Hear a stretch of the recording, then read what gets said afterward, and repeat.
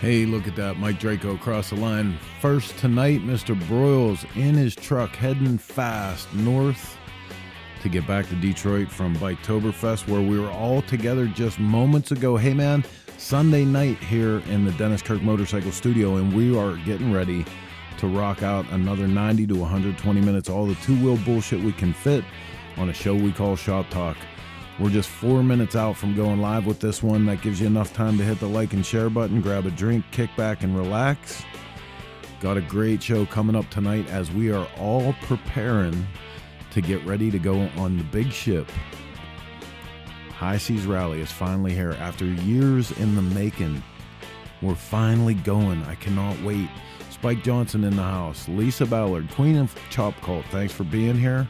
Mike Draco says he's back in Cincinnati tonight. Hey, wherever you're watching from, put it up on the screen, hit the comments, let us know where you're at so we can give you a little shout out here from Shop Talk Studio 325, and we're going live. Anthony Robinson in the house. Where's that coffee? What's up?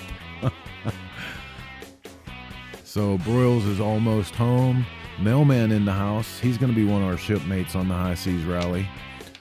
Brian's in from Swansea, Mass. Tony Tello Sr., Medford, Mass. David Crum, Butler, New Jersey. Mailbox also here. I still feel funny calling her that, you know, like it just almost makes me feel like I'm being dirty, and I'm not, which that's another story. Hey, 2.5 minutes, we're going live with this one. Make sure you share this around so we get some more traffic with Shop Talk. We got a great show lined up. Stick around. We'll be right back.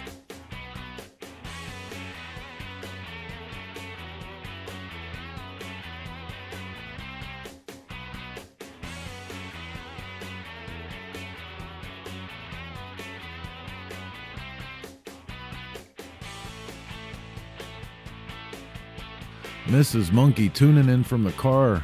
How you doing? Good to see you guys here. Sending you Coffee Monday from Anthony Robinson. There you go, Mark. I'll make sure to share some of that with you. You're not going to be home. I'm just coming and stealing it. Oh, bastard. I'll be home, Mark. I will give it to you. Nice. Robert Brian Jackson, Ringgold, Georgia. Howdy. How you doing, buddy? Hey, so throughout the show, you'll see the comment box on the side of the screen, and that is your invitation to be more than just an observer. You can, from wherever you're watching, in the comment section, throw your comment up. They'll come in there, and we can interact with them throughout the show, maybe try to provide you with some answers or at least a dumb look or two. Pan Man is in the house. Ray, good to see you here tonight, buddy. Bruno Capolo, evening from Laconia, New Hampshire. Missy from Chile, Indiana, miss you all. Oh, man. That one was just for you. Anthony says, shirt sizes, please. I'm a large. Mark likes to wear an extra large, but he's not really extra large. I'm a 2X. 2X? Yeah. Shut up. Telling you. And Heather's a little tiny. Woodfords and Line Webbers. Woodfords and Line Webbers from Arizona? Right on. Jeremy Valentine, Fort Wayne, Indiana, Rush Journey, Kearney, Nebraska. Man, the whole house is filled up tonight. 56 seconds left, and we're going live with this one. So if you're wondering what Shop Talk is, hang on to your seats. You're getting ready to have a dose of it. If this is your first time, welcome aboard. And see, I say, welcome aboard. Someone's actually in the cab of a tractor shelling corn. Trent. That's Trent. Shut That's up. Mrs. Trent. Trent is in a tractor watching Shop Talk. That's got to be a first. Send us a picture. We want a selfie. All right, man. Listen, it's time. We kept you guys waiting long enough. Let's get this one out of the station, up on the tracks, and go live with this week's episode of Shop Talk.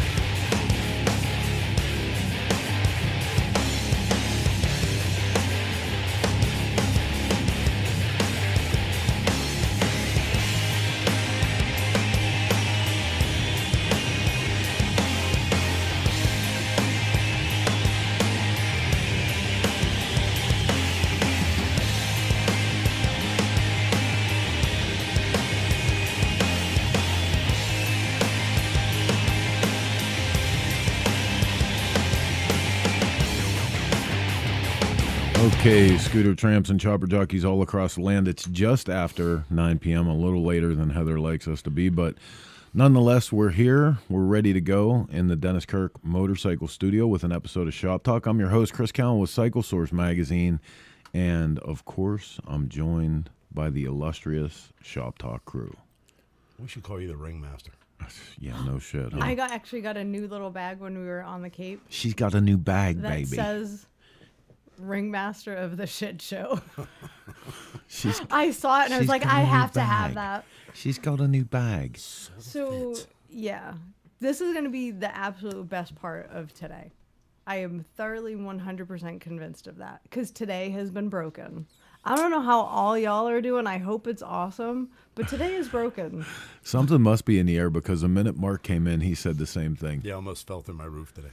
What? Oh, so What today roof? is broken. The porch roof. Oh my It God. was great. It's a good Well, day. I'm glad you didn't. I didn't bleed. No bleeding today. That Mostly because I wasn't there to see it, but I almost was going to take a picture of me sticking partially out of the roof. that sounds like it was almost as good as the day I got stuck in the wall of the RV. Dude, the best part about that was, you know, like a typical asshole husband, she gets stuck in the wall, and I'm like, okay, hang on. First thing I do is take a picture. Yeah. He's like, here, get your tiny little hand in there. I'm like, I'm like, okay. Oh shit. And yep, I get stuck. Marsha Fitzpatrick, Thunder Roads Magazine of Indiana and North Illinois. Marsha. I was on. just going to do that. Damn you. No, you weren't. Stop Yes. stealing his thunder. I was. All right, so Fiddlesticks. let's get rocking with this because we got a lot to unpack here tonight. Like I said, this is the last show before we're getting on the big boat for the High Seas No. Rally. Big boat. Don't use the word we. Big boat. Yeah, Well, no, there's no we in this room There at is all, no actually. we. If You think know, about it. I don't feel bad for you guys at all. Oh, Thank sorry. God. I'm but sorry. I I'm feel sorry. bad for you. You're going to be in a boat in the middle of the ocean. I sort of feel bad for you. No, it's gonna be dope. I'm not a boat guy. It's gonna be dope. Oh yeah, he's Gary yeah. Raphael's here. Crazy Chuck. What's up, Chuck? Crazy Chuck. What's Hey, up, Chuck? Speaking of what's up, Chuck, have you seen Barbie tonight? Because we're By chance. She just got home. She's logging in now. By chance, Yay. we sort of lost Barbie. right on. She's on her way. So, like I said at the beginning of the show, if this is your first time in, Shop Talk is 90 to 120 minutes, all the two-wheel bullshit we can pull once a week, every Sunday, 9 p.m. And, some information, some entertainment. We do this and that, and we start the whole thing off with what? The news. The Shop Talk World Report is brought to you by Law Tigers. Get the compensation you deserve and get back on the road with Law Tigers. You guys are getting so good at that. The news. First up in the news tonight, Harley-Davidson issues recall for the RH975 Nightster due to handlebar that may break. First of all, I didn't even know there was such a thing as an RH975. Well, look at that. When- Teach yourself something. I know. On August 4th, the Harley-Davidson Technical Subcommittee I didn't know there was one of those either, was informed of an allegation by a rider that the left side of the handlebar broke off while riding his 22 model year HD RH975 Nightster. The motorcycle manufacturer promptly initiated a root cause investigation. 1 month later, the Milwaukee-based company became aware of the additional claim potentially related to the aforementioned condition following lab tests that included a thorough examination of the welds. Harley-Davidson singled out. Well, I can't get through the news Stop tonight. already. Okay, there you go. That's good. That's Just the tip. That's all you need to Well, Hello. and speaking of just the tip, let's not talk about just. Every time we do that, we get in trouble. oh Jesus! I think it's because I was so excited to get to this next news story. Amazon dirt bikes and motorcycles are even on sale right now. Okay. Like I put not that it's actually news. Oh, it's given us a bunch to talk about though. Right, So exactly. here's the uncomfortable conversation we have to have about this. Why are we letting Amazon take over the entire effing planet? Why is Amazon selling motorcycles? I haven't been able to figure out for quite some time now why they sell motorcycle parts. But Like I understand the whole like little kids toy, like plug it in. That's fine. But Well, I mean, in all reality, like automotive dealerships make more money in the long run on a used car than a new car. So Carvana and online forums like that are stealing their money by selling the used cars. Well, apparently Amazon's trying to beat them into doing it with motorcycles. Yeah. I don't know. I don't like it. That's a big industry right now. They're hunting for people to ship, and there's a few people talking about that right now. Moonshiner Chuck, welcome to the machine. Yep. That's right. Yeah. You know, this is the thing about it, though. There's a lot of people, and, you know, we're having more and more conversations about this. There's a lot of people right now that are finding themselves on unsure footing because of situations like this. You know, Amazon's literally taking the middleman out of everything. They're taking away the cottage industries that drove small town America with a lot of this stuff, and there's really no reason other than abject greed. Mm-hmm. You know what I mean? And in all, like, if you look at the list of brands that they're selling, it's not really anything that we've ever heard of before. It's not anything mainstream, but just but you know that this is just the start of it, and that's where it all begins. They're gonna start here, and excuse me, it's just, again, it's just the beginning of going down that rabbit hole. And well, and I'll tell you something else to think about. Amazon sells everything. Oh, wow. Yeah. Not, you know, that, no. Listen, they do, but here's the deal. How long until the Go Green people figure out that more waste happens through Amazon sales than almost anything else on the planet? I got something from Amazon, and I ordered Amazon all the time. Everybody does. Yeah, who doesn't? The other day I got something that was a box, inside of a box with a bunch of paper wrapped around it, and inside of that was the box that I actually ordered from the company. That was something that was like this put big on a piece of cardboard and vacuum sealed to the cardboard. The first box was like 2 feet long. You know what I mean? Or how about, like, when you order, I am ashamed to say, but sometimes we've got a big order for like when Smokeout, we were ordering a bunch for Smokeout. We would have 3 different Amazon trucks here in the same day. Yep. You couldn't get them on one truck?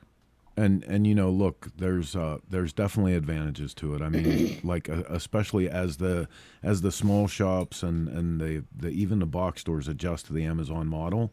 Like Drew says, I hate to say it, but I can get a complete Cometic engine gasket kit on Amazon for $74 cheaper than through a local shop. That's a lot of money, but when I'm buying 5 at a time. But here's the deal: if you're buying 5 at a time, you kind of ought to be a dealer. Yeah, exactly. You know what I mean? Yeah. That little bit of money that the dealers are making, that helps them keep their stores open. And here's the long and short of that, because Steve Broyles and I have been talking about this a lot. That keeping that shingle up on a mom and pop shop, that's where you're going to get your questions answered. Even if you don't have them fix the motorcycle, even if you do end up, you know, ordering your own part when you're broke and you need to, that's the guy that has the information. That's the guy like Poppy, who has 40 or 50 years into doing what he's doing, and that little bit of money's helping him keep the doors open. You know what I mean? And like when it comes to the idea of Amazon selling motorcycles, what's your recourse for something that's wrong, a bike that sucks, something you don't know about? Like, you know, I just can't imagine. 30 days to return it? Right. Yeah. And then a lot of times they'll throw that cost on you. They do, you know, the seller does profit a hair more when you sell like this. But then in the long run, like Chris just said, you're taken away from every middle guy, which in the long run's not a good thing. It's you know, in time it's going to start causing issues. And then if you have a problem, you need to go chase that yourself. Mm-hmm. Amazon's not going to help you in any way. Right. No. Yeah, and if you've ever tried to call Amazon for some real help, you better not hold your breath. Yeah. In any event, we want to know what you guys think about this. This is going to be an ongoing conversation. I mean, there's a lot to talk about when it comes to. God, it's almost a whole episode in itself. Well, and even now, Amazon has its own, like, they have pharmacy, groceries, like everything. You literally no longer have to leave your house for survival anymore. It's ridiculous. What's the lesson we just learned? What's the lesson we just learned with the supply chain thing? You know, everybody for years and years, forever ago, maybe 10 years ago, we used to do a column in the magazine. It was called Buy American or Die. Yep. And it wasn't Buy America or Die like the threat or I'll kill you. It was Buy American and invest in this country and our people, or eventually all of this was going to die off. What we learned in this last stage of the supply chain thing, man, is like when that switch got flicked, we don't make shit here anymore. We can't get anything because it's not made here. You know, it's not that hard of a proposition to ship something to Ohio from Nebraska, to Florida from Detroit. Yep. But when it has to come from another country, and whatever our relationship is with that country, or the things that are going on with tariffs or fuel or anything else, interrupts that. And keep in mind, the sad part about it is small companies that want to haul, transport, they pay so much in taxes the first couple of years of transport to get their UPC that they can't afford it. They back out. I mean, we know a few people that actually have quit here in the past year or so. They can't afford the insurance. So they're monopolizing even the little guy that's trying to keep himself alive. Just one more thing that he's doing, you know, they're taking that away too by, you know, being a conglomerate. Well, and you know, one of the things you don't think about too, like through the downsizing of the motorcycle industry and stuff, we saw a lot of guys that used to have a shingle up still fix the motorcycles of the neighborhood, but they went back to plumbing or the steel mill or whatever. But you know, Steve Broyles brought up a great point about that. That's fine, and there's nothing wrong with that. That cottage industry has been alive forever. But what happens when something goes wrong? You know, because a legitimate shop has to have insurance so that if they put your tire on your bike and you go down the road and the tire blows off and God forbid something happens, you die, that insurance is there. Yeah. You know, what's gonna happen, like, you know, in the event that something really bad goes on in these situations, there's nobody there. There's no one to turn to. And we try. I know we all try. Like Chris and I always try to shop local first whenever we can. The problem is they are, like he keeps saying, they're killing the cottage industry. They're like, oh, you go to the store and they're like, we don't have it, but we can order it for you. Hey, a couple things real quick. We got news in here that Brandy says that Dozer broke his fibula in a couple places, currently in the ER. Wow. Getting a boot put on. He can tell us the story in DM. Steve Broyles went on to say, it was a good quote. I got to put it up. Wait until we start controlling how much you can get, how much you can eat, how much food you can have. Yep. Then we got a real problem. And I'm sorry. I think I hate to be a conspiracy theorist, especially after they just slapped Alex Jones with what, like a $23,000 billion fine for some shit that he said that was a conspiracy theory. Yeah. But seriously, I hate to be a conspiracy theorist, but how far away are we from that? Well, man? look what they're doing now. They're monopolizing sale on certain things by using your name and mailing it to you. Yep. They're making, their own special product and trying to force you into saying it's a great product. You never even ordered it. Yeah, so Anthony Robinson said, I've been in business for 20 years. Amazon has really taken so much from us, killing the small guys. Rob Nussbaum says, I won't install tires purchased elsewhere because of the liability. And like, this is really the thing, man. It's a question of a level playing field. You know, Rob Nussbaum says shopkeeper liability, very expensive. And the level playing field that has to happen there, man, is the thing that is keeping us from doing this little bit of business that we used to do. The big companies are taking it. Well, I can tell you for just what I do for a living that a lot of times the supply houses, it's faster for us to order online because they buy everything up. Supply houses, local supply houses can't even get the stuff. So a lot of times it's faster for us to get plumbing supplies and stuff like that, delivered than it is to go right down the road and get it. That's sad. You're taking jobs away from local people. You're jamming them into a warehouse. And eventually, like Poppy said, they're going to start telling you how many you can buy. Well, Lance Baxter says, I support local mom and pop. I might be from the Stone Age, but I've never ordered from Amazon. Good for you, dude. That's awesome. I never have either. Yeah. I mean, Dana has, but I personally have not. Is that why you asked me to order for you, Mark? Yes. Yes. All right, so one more piece in the news and we're going to get to our first guest. Can-Am and the Road Warrior Foundation host Adventure Therapy Ride. For the past 9 years, the Road Warrior Foundation, RWF, has teamed up with Can-Am to present the annual Adventure Therapy Ride, taking a group of military veterans out on the road on Can-Am Spyder three-wheelers. The ride gives the veterans a chance to experience the healing power of being on the open road, allowing them to uncouple from their regular routine and connect with like-minded strangers with similar experiences. I love that. I mean, I know not everybody is a fan of the Can-Ams, but the fact that it gets disabled and wounded veterans out there and able to experience that, I think that's just phenomenal. Hey, and you know what? Before you say that, it's not that people aren't well, I Not can't speak for everybody. other people. I can speak for me and Mark that we test rode these. Yeah. And they have computer assisted systems that keep you from putting that thing up on two wheels. Yeah. Well, You doesn't can't mean you can't try.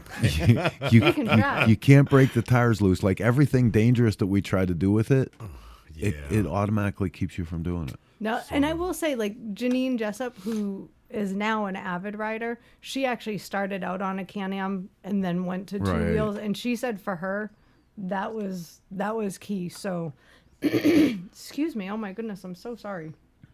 I think it has its uses without a doubt. And like my dad used to say, there's an ass for every seat. If that's what you're into, that's what you're into, Hey, so let's get rolling here. We got our first and second guests are now waiting on us. So we're going to take a look at a feature bike real quick. When we come back on the other side, we're going to get to our first guest, Mr. Xavier Muriel, and we're going to talk about the High Seas Rally, the giveaway motorcycle, custom beautiful bike that he built for the High Seas Rally to raffle off that benefits the Dialysis Foundation, and we're going to tell you about that.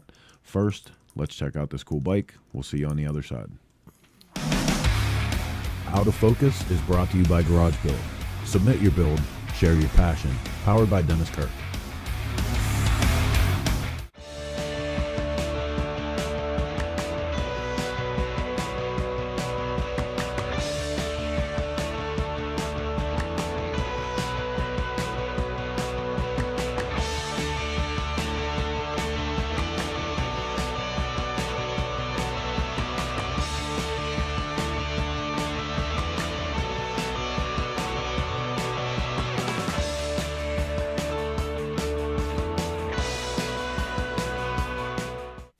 Hi, I'm Steve Klein with Sierra Madre Motorcycle Company, and today we'd like to talk to you about the Pierce Motorcycle Company.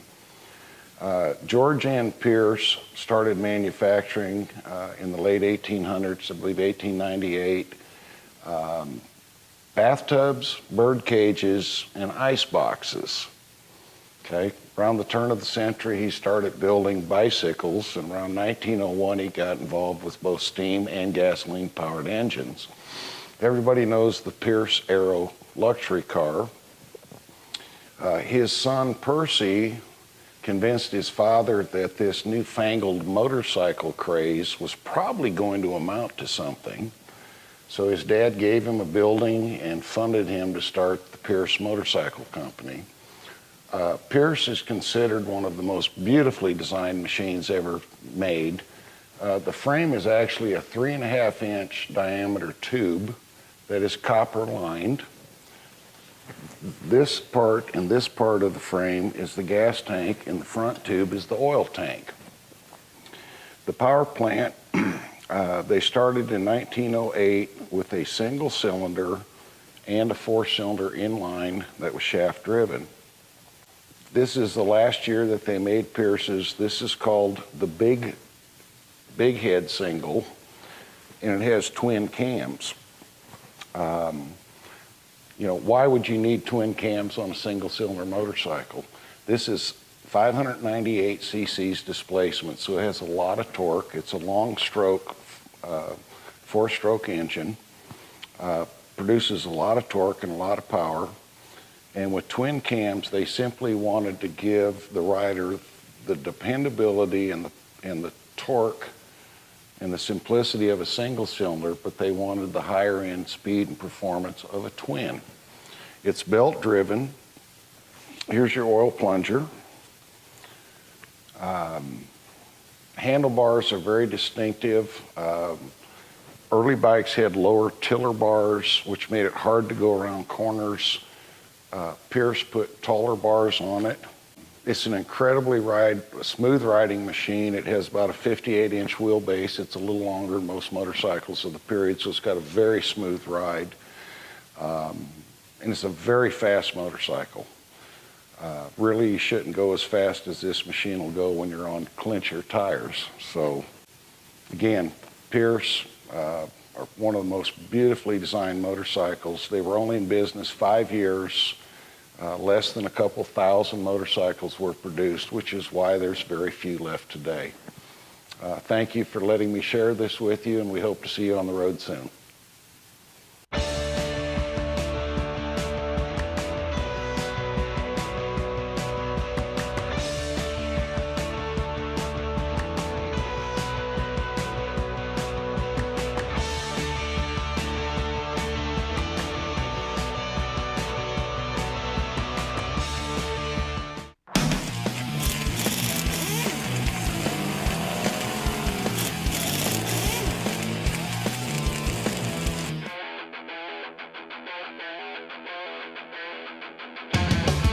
riders, you ready?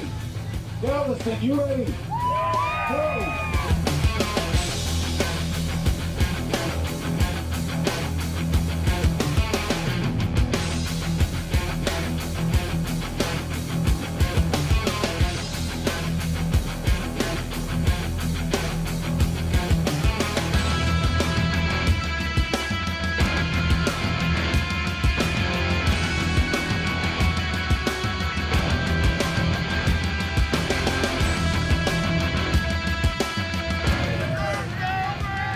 He gets all bounces off the tip.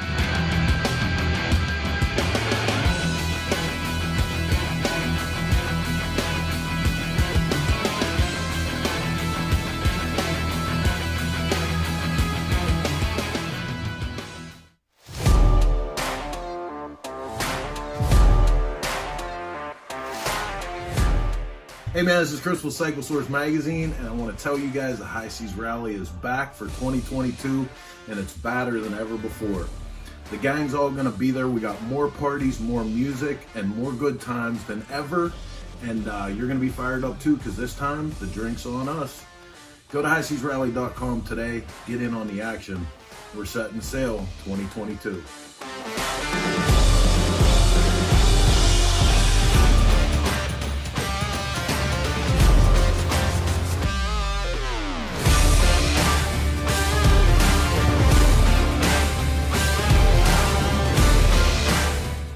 Bikers Info USA, the first bikers app by bikers, for bikers, and it's free. National and state events, Sturgis and Daytona, Bikers Info USA. Every motorcycle manufacturer dealer listed, biker products for you and your bike. Bikers Info USA. Find the places to go, places to party, places to stay at every event.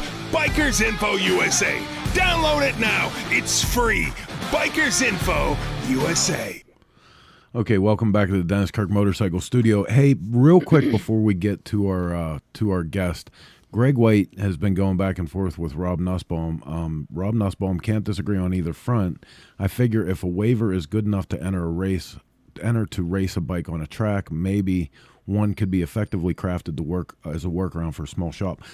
This is something that a lot of us are talking about right now, is the fact that there may be some opportunity for a group of shops to get together and actually talk about a legal approach to this, where, you know, if you bought your parts from Amazon or whatever, you know, online seller, you could take it to a small shop. But the biggest hurdle for them to overcome is that liability issue. Oh, yeah. So hopefully there's something in the future to look at for that. I think we need to have a show of small shop owners. Absolutely. Seriously, like Rob Nussbaum, Steve Broyles, Jason Hallman. Will you guys all come on and do a show and we can talk about the challenges you face in the Amazon world? And even with like Pat Patterson, we have a perfect person that has, you know, actually as a manufacturer. As a manufacturer himself. Oh, that'd be a great show. Where's he stand in that? You know? But you know, the biggest thing is this. I always say this when we talk about this stuff. You're not going to put Pandora back in the box. No. Like, I absolutely know that this day has come, and now we have to find a way that everything lives together.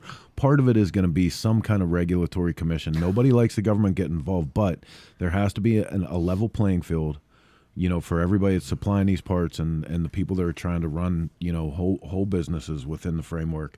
And part of it has to be the shop owners getting together and having these conversations so that they can find a way that they can still, you know, install these parts, and they're not going to be held to a higher standard than anyone else might be in their backyard garage. All right, so I've got my list. I'm reaching out to everybody. Steve Broyles, Jason Hallman, Rob Nussbaum, David Crum, and Jeremy Valentine. You are all invited. I will get with you with a date for that show. There you go. And Chris, real quick, Big Brian is watching. He just can't figure out how to comment through YouTube. And he says, Mark, you're a rock star. I like the fact that he actually admits that, you know. Me too, he Brian. texts, he's like, I'm watching, God damn it. That's funny. Same with me. If I wasn't sitting here, I'd never be able to watch his show.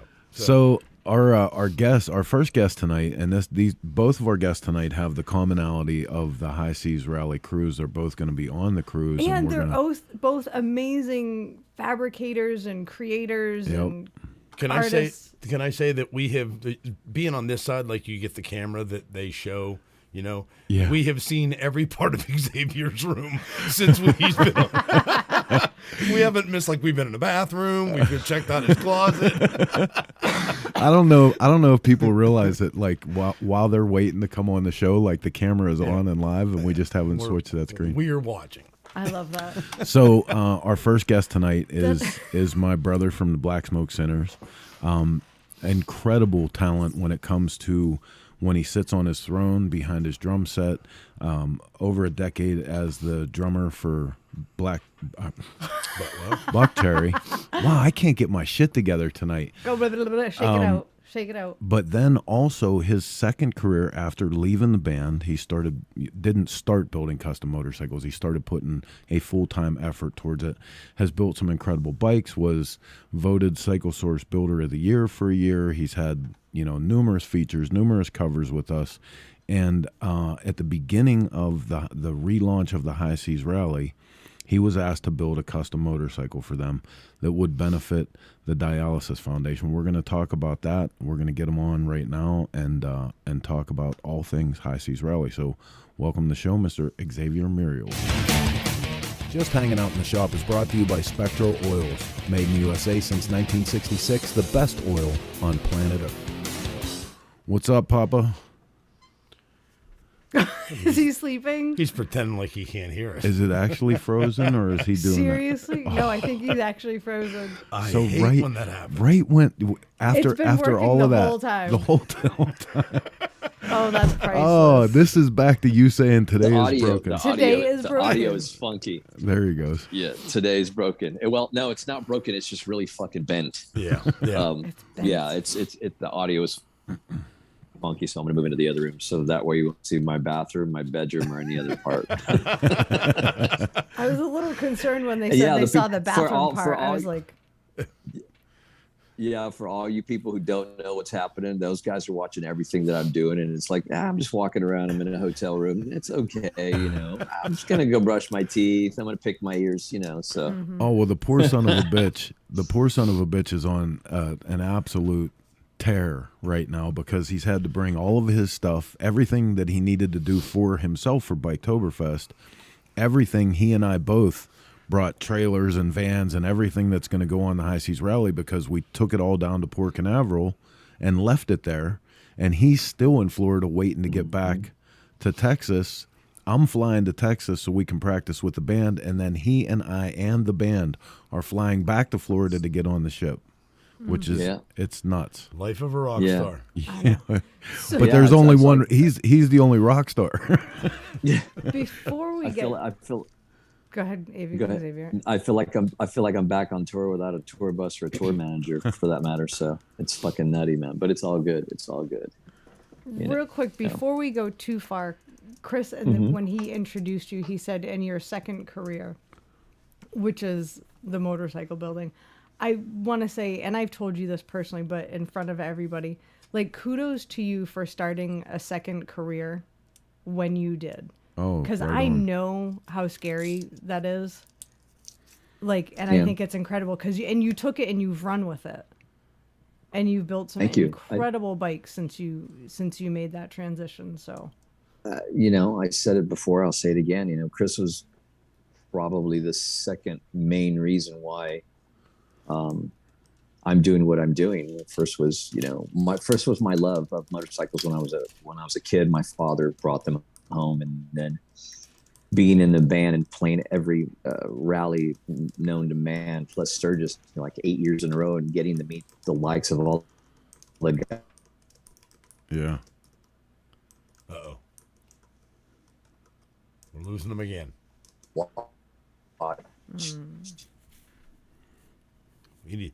Does he have a porch? He needs to stand on the porch. Off and stuff. All the magazines buy on road lane and blah blah blah.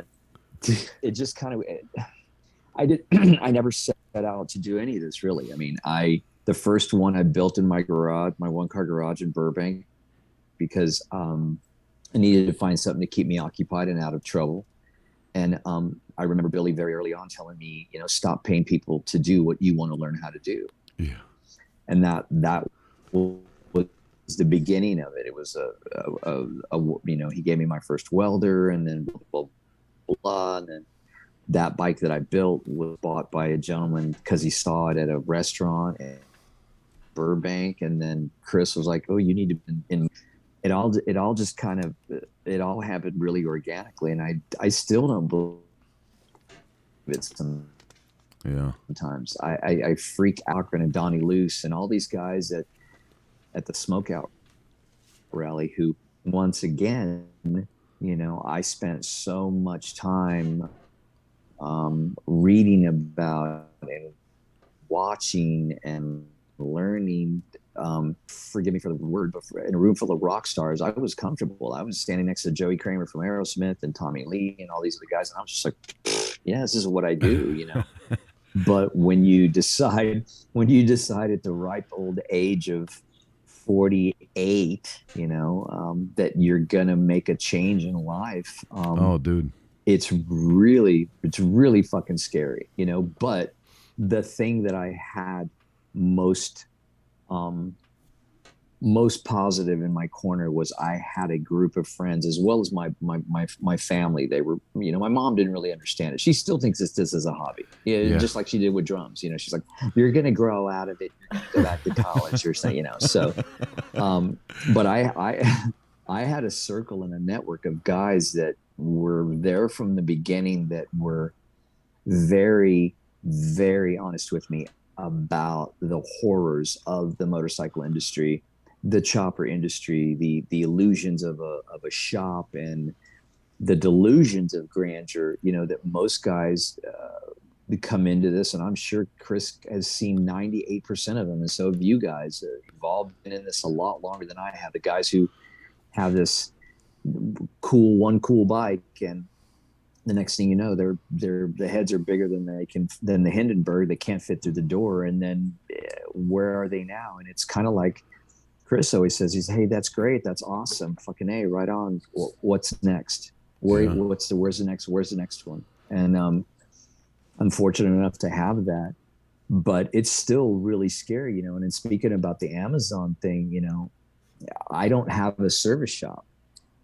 I don't do anything like that. I do, you know, builds from the ground up, but I've had people want to bring me their stuff. And I'm like, that's just not how this rolls, man. You know, I'm not in the business to give you discounts on parts, especially ones that you didn't bring to me. I was fortunate enough to share a shop with another guy before I got into my spot, who is a service guy. And that's all he does. He's a motor guru, and he's really, really talented at what he does. And he had a standing plan. He's like, "You can't bring me gaskets and tires and all this other stuff that you got from all these other resources, because that's where I make my money. And I'm not going to put that on because it didn't come from me, and I can't stand behind it." So it's a weird situation as far as the Amazon thing is concerned with. And I really don't have a super opinion about it, as far as, you know, because I'm not a service shop, but I can totally understand all of the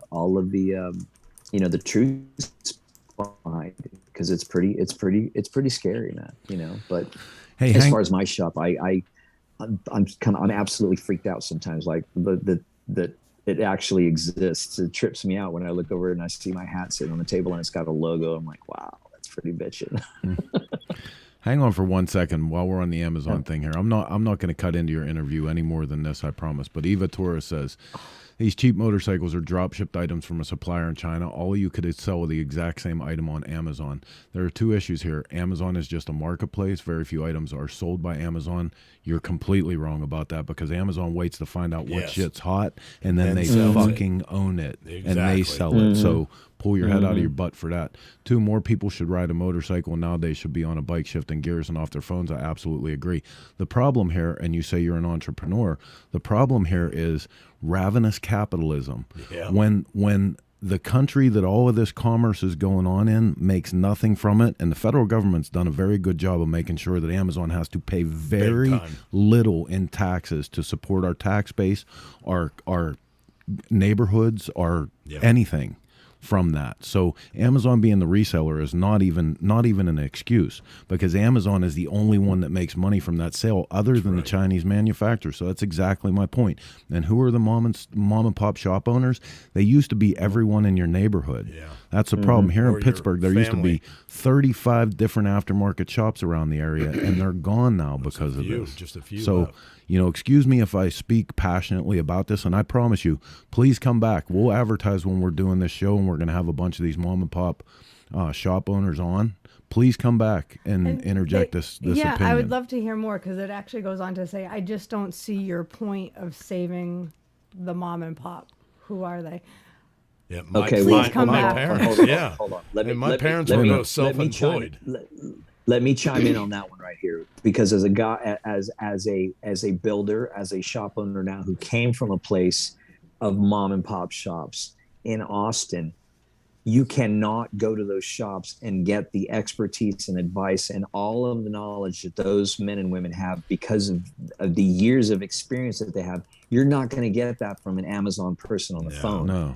That and that is the exact fucking reason why this industry is losing the battle, because we don't have the men and women that have the ability to pass on that knowledge because they love the motorcycle. And for the love of God, please don't tell me how you can learn it all on YouTube. Yeah, please don't tell me, Amen. because unless you stand with a guy like Steve Broyles or Barry Wardlaw, unless you stand there and you see and feel how things go together, how they should be, you're not going to get everything from YouTube. And even if you could, man, like we're talking about the way from the ground up the bricks were put in place of the foundation of this country. Yeah. Yeah. And having stood next to Broyles and Wardlaw and all of those guys that most people will never get the experience to stand next to and watch and them go, now look, when you do it like this, this is what happens. If you do it like this, you're going to break it. Right. And sure enough, snap. So that kind of knowledge and information and teaching is completely invaluable, and you're not going to get it off of a YouTube screen. You have to have somebody sit there and teach you, because at some point in time, you're going to have to do it with these, which is your hands. And unless you know how that feels, like you just said, because some amazing old timer that we call them, that have all of this knowledge told you what that feels like, that how are you going to get that from the computer screen? It's not going to happen. And it's certainly not going to come in a box. It doesn't come in a box. I'm sorry. No, anyway. and like I said, you have to excuse me for cutting in on your interview for that, but that was no, it's fine. It's something fine. It's something that affects us all, and it's a rising concern. I mean, it really is. There's a part of this industry that will never be back because of this business model. And it's like I always say, at some point in time, all the majors are going to go away. Aerosmith, Motley Crue, Def Leppard, AC/DC, blah, blah, blah. They're all going to go away. Then what? Who's next? Who's carrying the torch? And it's just the same in this industry. When all of the guys that, that are now in their 50s and their 60s are moving over there, who's coming up? I mean, there's no more biker build-offs on Discovery Channel. There's only so much that you can physically learn from YouTube. Who's going to teach all that? Who's carrying the torch? And back to this person's point about the need to get kids off of their phones. This is part of that. Exactly. You know what I mean? Yeah. You're buying everything on the phone. You're learning everything on the phone. I mean, pretty soon, what's the point of having the experience at all too? Because you can just download the app and do a virtual motorcycle ride, and don't have to leave your put your VR little mask on, and then you can go and do the Tail of the Dragon. Okay, cool. So let's switch gears before I get nailed to a cross for some of the shit that I'm thinking. Good, because I've been the whole time I was listening to X, I'm thinking to myself, one of my favorite stories of I've been doing this a long time with Chris. We've been everywhere. One of my favorite stories is about X, and he shows up in Sturgis. It was just after he had gotten into this industry, moving into it. The band was done. He was going to do biking, and he showed up and was wet as a drowned rat, was very disgusted, and had a really rough night. And I think the world was broken that night too. Yeah, exactly. It was really bent from that night. And it took, a few of us a few minutes to, it was me and Will at the time that was, Will Ramsey at the time that were in the basement of this house that we had rented, and X was just having a bad moment there, and that's what the Brotherhood, like he said, found out. We were like, settled him down, explained to him, if you put the futon mattress on the ground, it's more comfortable than if it's on the futon. And he's like, by the time it was all over, he took a deep sigh, and I remember hearing him yell, because I was the smart one. I took the chair in the basement, and I heard him go, "Oh yeah, this is nice." And that was it. And like the next morning, because he was having a meltdown, I'm running around the country on a tour bus. What the hell am I doing? Now I'm on the floor in the basement. And we're like, and you're doing the right thing. He knew what he wanted to do, and it was so much fun. And to see him be where he is now compared to that moment, like, dude, we've all been there, Oh yeah.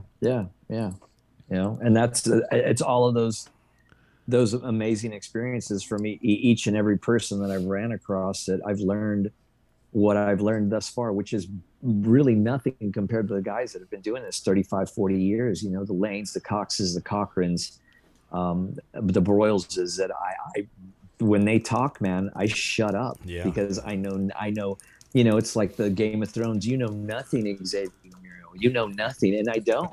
But the more I'm willing to shut my mouth and open my ears when a veteran is talking, when a guy who's done it, who's lived it, who's got all the gray hairs and scars to prove it. I mean, you can't pay for that, especially when they're willing to do it. When they're willing to do that for you. And I see guys all the time, and girls, act like their shit doesn't stink, and they'll make one bike and the cat's meow, or they'll get some award and they're the cat's meow, and then all of a sudden they're too cool for school, and something will go awry, man. Something doesn't mesh, and there they are asking for that knowledge. And an old timer would just like, "No, kid, I thought you had it all. Let me know how that works out for you." And that all just comes with, like, being beat down a couple of times when you think that your shit doesn't stink. When you get beat up a couple of times in the schoolyard because you shoot your mouth off, you know when to not shoot your mouth off anymore. And that's just the truth. That's that thing that we are always talking about. There's a few of us that are in a very tight, circle that always talk about the code, man. And where did the code go? Because in the olden days, there was a code where you didn't have the computer to fucking to voice your opinions on. You did it in the parking lot at the full throttle or at Broken Spoke. And what happens? Well, let's see what happens. And then the next thing you know, the two guys who were just going at it are having a beer and like, yeah, man, so it's so bizarre, man. Cause I realize every time I do another rally, every time I have the experience of working with another builder in the industry, or somebody that I befriend, or that we hit it off and we have these ideas that are just amazing. And then I watch how other cats work. I realize how grateful I am for what I have, but also what I don't want to be like, or who I don't want to be around, regardless of what their last name is, regardless of how big their bank account is, regardless of how many fucking trophies or awards they won. It means nothing at the end of the day. Because if you don't have the respect of your peers and you're not comfortable in your own skin when you go to bed at night, it means nothing. It means absolutely nothing. And the reason I know that is because I lived that life for a while, and I know what that feels like. So once again, having the experience to draw upon the olden days when I went, God, man, I'm walking around like a complete fucking cocksucker. What was I thinking? And and my buddies were like, yeah, what were you thinking? I have no idea, but man, am I so sorry, And so, but hopefully, you live and you learn, and you can just not make the same mistakes again. That's all, man. It's just not making the same mistakes. Well, let's get on to a happier note. One of the reasons we're talking right now is because we're all getting ready to finally take the HSR trip, which... Oh, a happier note. Let me take this noose from around my neck. Hold on. Oh. Man, but it's... I'm so... It's like Heather said the last couple of Shop Talks ago when she said, about the smoke out, I'm so excited, but I can't wait for it to be over. You know, I really, it's been the such tension, a long yeah. It's been years. process. Yeah. The tension. It's like, yes, we're going. No, we're not. Yes, we're going. No, we're not. Yes. I'm like, finally, I'm like, okay, you know what? When it's going, just let me know where I need to be. You know, where am I going to sit down and play drums, and where we put this motorcycle?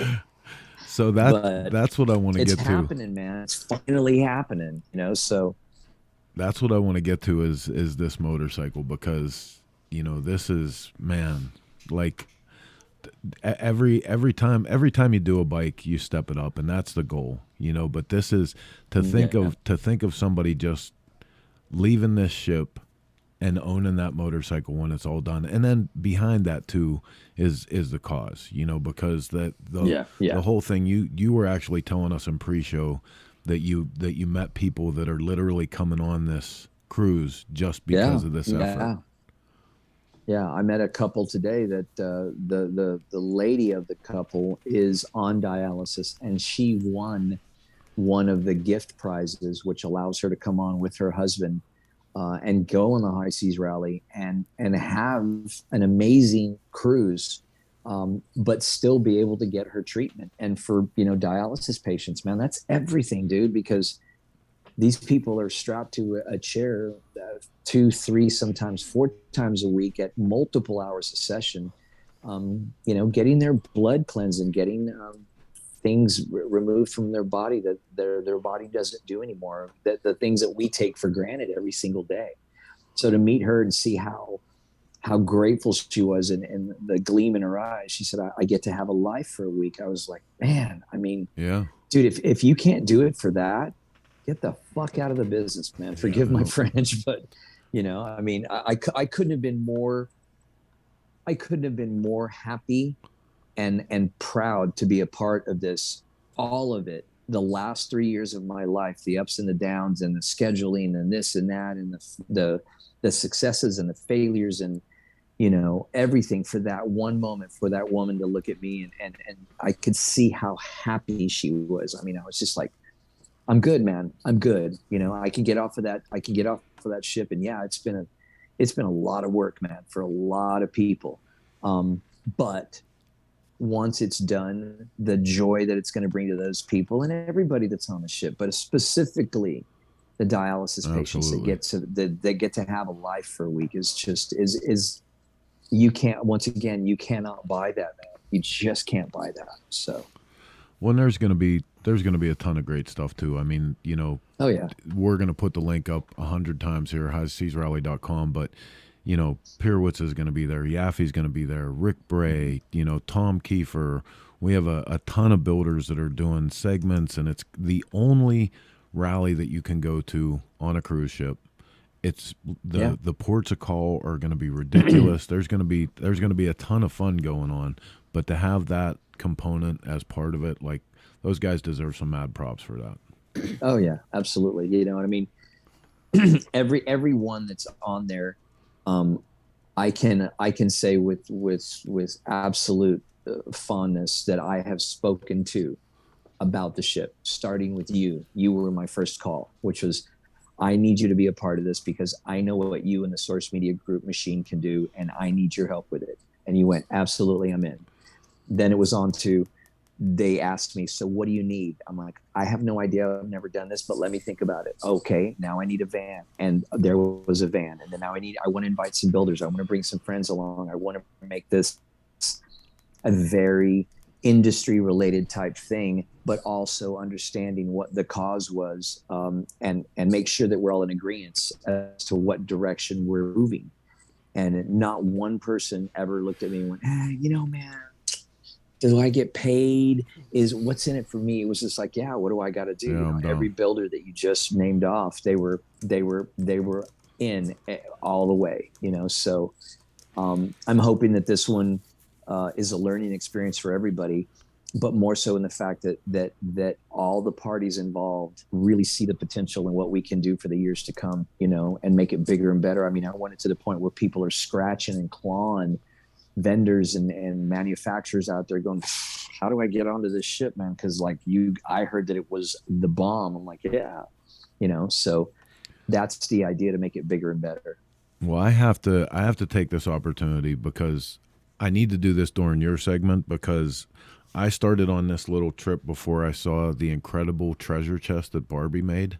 And if I do this during her segment, I'm going to be even more embarrassed. But Yeah. so we're holding a bike show, a virtual bike show on the ship. And I was thinking of something for a cool trophy. So we have these cool little treasure chests that we're making, and it's going to have a bunch of cool stuff inside of it. But one of the things is a little leather treasure map. And when you guys see the chest that Barbie made in the second part of the show, you're going to understand why this was me getting my pants pulled down in gym class. But there's I knew she was making that treasure chest. Should I have told you before? Somebody should have said something, man, because I saw that You video were today so and I was excited. like, "Are you kidding me, Dude, I saw it and I was like, okay, yeah, it looks, because when you see stuff on Instagram or whatever, you're like, okay, yeah, maybe it's. And then I walked up to the tent the other day and I saw it, and how I tried to pick it up and I'm like, what? And then Like, she doesn't stop. Like then she goes like, look how cool it is. And oh yeah, I made the compass rose into a locking mechanism, and the tentacles actually hide the hinge. I was just like, son of a bitch. Yeah, I kind of looked at her when she did that the same way I look at Rick Berry when he does a new bike. I go, where do you come up with this shit, dude? Like it's just like, oh, sitting on the shitter and all of a sudden decided to make this happen. You're like, okay, cool. Yeah. But yeah, it's phenomenal, man. But yours are cool too, dude. I mean, yours are bitching, man. Nice. That was the equivalent of good job, little buddy. Nice Good saving, job. Xavier. You keep swinging there, little buddy. Good job, little buddy. I was like, yeah, when we have coffee on my balcony, Chris, we'll talk about that, okay? So the reason we're bringing this all up on this show tonight, there is still time. There are days left. Yes. 6 days. 6 days for you to get involved, sign up to be on the cruise, and it's automatically you're entered to for a chance to win the bike. Yeah. Yeah. And I really want a female to win it. I would like to win it, but I'm not going to be there. So. Oh, here we go. Here we go. Oh, Here we man. go. No, man. Oh man. No, I think it's awesome. But yeah, so 6 days left to get in on the cruise, and we just got confirmation that the mini bike racing is not only happening at the pre-party, but shoreside in Labadee. Yeah. Yeah, baby. That doesn't suck. So if you think about that, the company or the cruise ship, the cruise line owns an island. Okay, they own the island. So basically it's like, oh, you guys are coming on our island? Okay, cool. You want to bring mini bikes and do all kinds of crazy shit with a bunch of drunk bikers? Okay, cool. That's pretty badass. Sure. That's pretty old. They're like, okay, so I mean, that's good. I can't wait to see that, because I'm gonna sit in my little cabana, sipping my little iced tea and watching people go. I love Yaffe's comment the other day. Great, that's what I need at the beginning of the cruise, is a broken arm. Yeah, he's like, how am I going to work with a broken arm? I go, you'll be fine. You have another one. Don't worry about it. You're okay. Susie will take care of it for him. Right? Yeah, Susie will. So. All right. Well, listen, man, we're short time on that. If you guys want to learn more about Mr. Muriel's budding career, amazing things that he's out doing in the world, please head over to his social media. We'll put all the links up for his Instagram page where you can keep up with him, Providence Cycle Works website where you can check out more of the incredible bikes. But the best way you could experience this fine man and his musical prowess and his motorcycle building is to be on the cruise. We're all going to be there. You should be there. And I must say that I'm so excited to get home, because I know that in a couple of days you're going to show up, and the band is going to get together, and we're going to do what we do, and we're going to get on that ship. And like I told you, I'm not going to say it over Shop Talk, but you know how this is going to go down. It's baby. War. It's business, and we are bringing the heat, boys and girls. We are bringing the heat. So I'm more excited right now, dude, to get in a room and start playing music with you again. And I'm honored to be, doing that with you and Rob and Jake and Beeson, because, well, frankly, we're pretty damn good at it. Yeah, you guys don't suck for sure. if I could say so myself. And I've had a long tenure in some really shitty bands and some really great bands. I kind of know what I'm talking about. So it's going to be a great time, and especially the fact that we kick off the cruise. We kick off the cruise the night before at the Radisson at a kickoff party. So we get to light the flare, homeboy. Oh, let's go, dude! No pressure there, right? No pressure. No, not at all. No, it's okay. So, but Colt and Foghat and Molly Hatchet, and we'll see you on board. He's throwing down the gauntlet. I know, dude. I can't wait. I'm so excited for you guys. All right, brother. Yeah. Listen, thank you so much. Trust for me, taking... there'll be plenty of people taking film and videos. Oh, this is what happened. Okay, so, but yeah. Oh shit. Well, listen, that's the fact that you took some time tonight with us. I really, really appreciate it. I know your travel schedule is insane. You got a million things waiting for you when you get back to Tejas. So, thank you so much. And from here, dude, anything for you guys. Anything. Don't forget your water wings. All right, buddy. We'll talk to you soon. Don't forget your water Take care, wings. guys. That shit ain't funny. That ain't funny at all.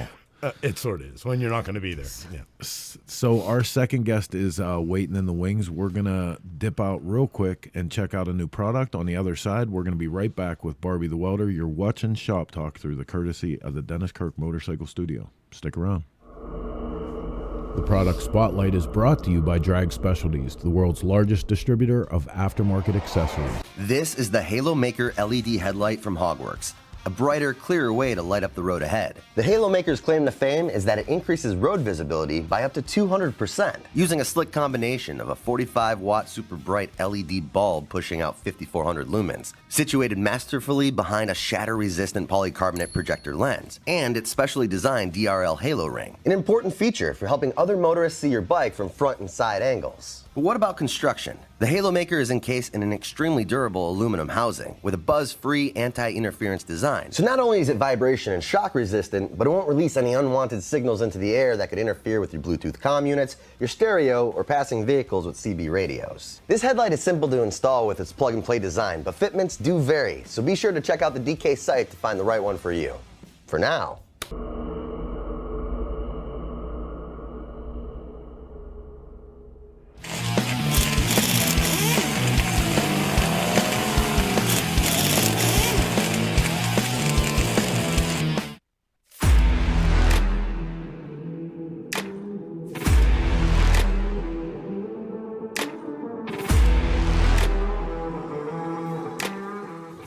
It's Xavier with Providence Cycle Works. We are in Daytona Beach for Bike Week 80th anniversary.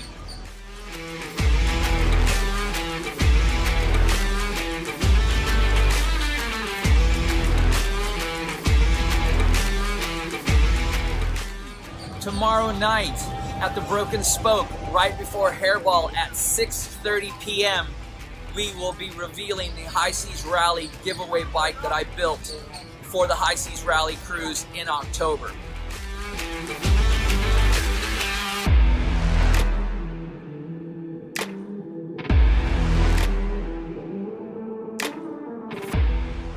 Come down, check it out. We'll see you then.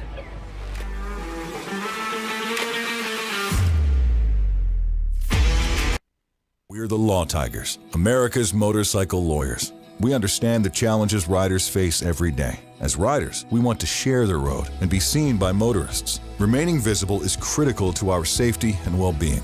That's why we work tirelessly to promote motorcycle safety and awareness. We're proud to support our community that includes riders of all stripes. If you've been injured in a motorcycle accident, call 1-800-LAW-TIGERS or visit lawtigers.com. The Law Tigers, America's motorcycle lawyers. Hey, what's up, man? It's Chris with Cycle Source Magazine, and I'm here. I'm at the Dennis Kirk warehouse. Over 160,000 items it's been a while, in this room. You guys hear me say it all the time. Last minute in the garage, waiting to get that part you need. This is where it comes from. Check them out today, DennisKirk.com.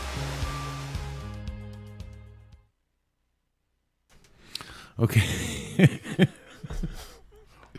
Caught me off screen. Welcome back to the Dennis Kirk Motorcycle Studio. Our next guest, like I said, I'm embarrassed now on my little treasure chest because she has so much talent. I want to play the video before we even bring her on because this thing is so dope. It's ridiculous. Well, I wanted to give you an update on the High Seas Rally treasure chest. Y'all were talking about that I missed the dot over the I for the logo, and of course I didn't. I just had this idea that I thought, it's an idea, you get that. Thought it'd be really cool to have that. Was able to create a lock system for this. I wanted everything to be artful and hidden, and so now it opens and no, it doesn't. So the compass rose is actually a hidden lock on this. Back, the tentacles make up. I'm gonna unlock that. The tentacles are the hinges. I wanted to keep this really pure looking. I want it to be artful all the way through. So there's our hinges and the Kraken.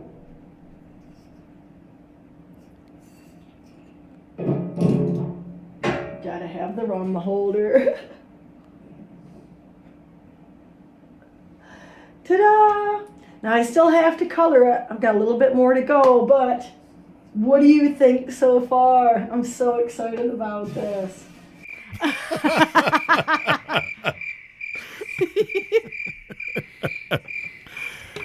Aw, it's a good thing you're cute. Your hair is pretty. Yeah, I should have done better. Yeah. I can truthfully say I had nothing to do with any of this. But just for the record, yours isn't done. There's a cool Did leather. I show you the little leather treasure map? That is pretty cool. And yours isn't complete yet. In all fairness. Heather, stop. Just let it go. Yeah, it's cute. She whooped my ass. So more talent than I can even express in a quick introduction. I've been mad about this chick's skills. We actually just had her in the magazine this issue, which makes this even better. So without further ado, we're going to go to the lines and bring you Barbie the Welder. Just Hanging Out in the Shop is brought to you by Spectral Oils. Made in the USA since 1966, the best oil on planet Earth. Really, dude? Really? Really, you had to bring it like that with the treasure chest? I love your treasure chest. It's amazing. And the little map inside, I never thought of that. It's stupid. Now she's going to go make a map, Chris, just so you know. Barbie, just say, Chris, it's so cute. Those are the words every man wants to hear. It's Chris, but it's so cute. Oh, that's awesome. Oh. How to get kicked off the show. No, God, no. Well, first of all, from on behalf of all of us, thanks for taking some time and doing this. I know everybody's crazy right now. We were all just in Biketoberfest like 2 minutes ago. Some of us are still there, and but we had to get you on to talk about. I mean, that thing's incredible, but the limits of your talent seems to be unreachable. Like, I can't believe I look through your stuff, and all the time half of the time I want to throw away my tools. The other half, I want to spend more time in the garage so I can understand how in the hell you even do some of this. Oh, man. I'm so grateful for your kind words. It means the world to me. Man, I'm like, I don't even know what to say. Like, thank you. Thank you so much, man. It's an absolute honor. No, you absolutely deserve it. I mean, the pieces are just so moving. There's emotion in everything that you do. Oh, it's heart, a lot of heart. Yeah. So you deserve the credit for it, but I want a chance to bring a little more of the backstory. I want people to get to know you a little bit. So tell us, because right now you're exploding on the scene. Everybody's talking about Barbie. Everybody's showing off your stuff, but where does Barbie the Welder come from? Gosh, man. I mean, how far do you want me to go back? Whatever you're comfortable with, And I got a background in auto mechanics. So my first love was cars and bikes when I was a kid. I went to BOCES for auto mechanics in high school, and then went on to college and college for auto mechanics, and worked in the industry for about 7 years. Dealt with a lot of sexism, and got out and went work for myself for a while. I wasn't making any money, but I was happy because I didn't deal with the sexism. And so I just, joyfully was like pulling parts off of cars and pick apart and selling them on eBay, and then hauling scrap metal. And one day sat down with my neighbors and watched a movie called Castaway starring Tom Hanks. And in the beginning of that movie, there was this woman, and I didn't know it was a woman at the time, but they weld hood on. Sparks are flying everywhere. It was, it was dark, and there was like this sculpture in front of her, and it ended up being flipped up the hood, and there's this woman, and she was welding these angel wings, and it it's wild to say it, but it spoke to my soul. Yeah. I knew that I needed to be a sculptor. I didn't think at the time that I had any artistic talent other than making pillow forts and box forts and stuff like that. I'm still really good at it. I know, right? I'm a rock star at making pillow forts, man. I'm really good. If y'all need blueprints for pillow forts, you look me up. But yeah, my handwriting is egregious. I can't draw to save my life, but I could see stuff in here and then 3D print it in metal. And I was awful at welding when I started. Don't get it twisted. It's taken me, I've been welding about 15 years now, full time as an artist for 8, glorious, scary, amazing, beautiful years. Isn't that the thing too? Because 25 years now I've been doing the magazine, but there's not been a single press event. So not a single time that we've gone to press with the magazine in 25 years that it's not been terrifying, scary as hell, trying to figure out how to pay for it. The bigger the magazine got, the bigger the bills got. It's always terrifying. But that minute of conception, the minute that you realize that you've created something, it's worth every ounce of stress, all the bullshit that goes on. Yeah, completely. And let's stop and take a moment to celebrate what you guys have done. Oh. I was mind blown to hear you guys' story. I just learned about it at the Salisbury Smokeout. I really didn't know. I've heard of the magazine, and I know it's been around, but I had no idea what went into it. And as an entrepreneur, I know what it's taken for me to get where I am. So I can only imagine what you guys have gone through. And I completely agree with you as an artist. When you finally, get to a stopping point, because you're never done. There's always more you could do. But yeah.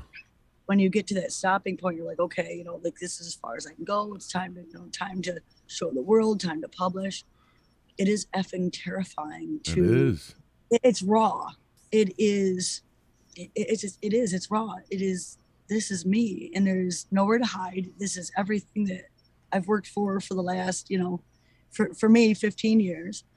And when you put yourself out on Front Street like that for people to, and people with deep talent, the fabricators in the bike industry, just mind-blowing artists, and put it out there, and then have people who know what the freak they're doing to take a look at it. It is terrifying at best, but it's an obsession. It's if I don't do this, I'd probably just fall over and croak, I can't imagine not.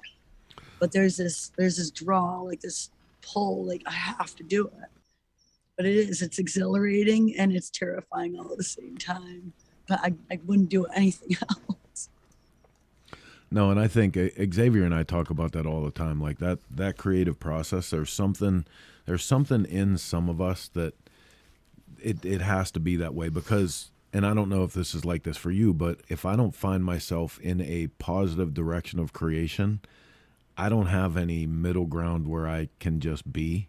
I'm either creating or destroying, and that's it, period. Yeah. So there's no happy medium. So I prefer to stay in the manic side of the swing and stay proactive to creation and being positive, because the other place is a weird joint.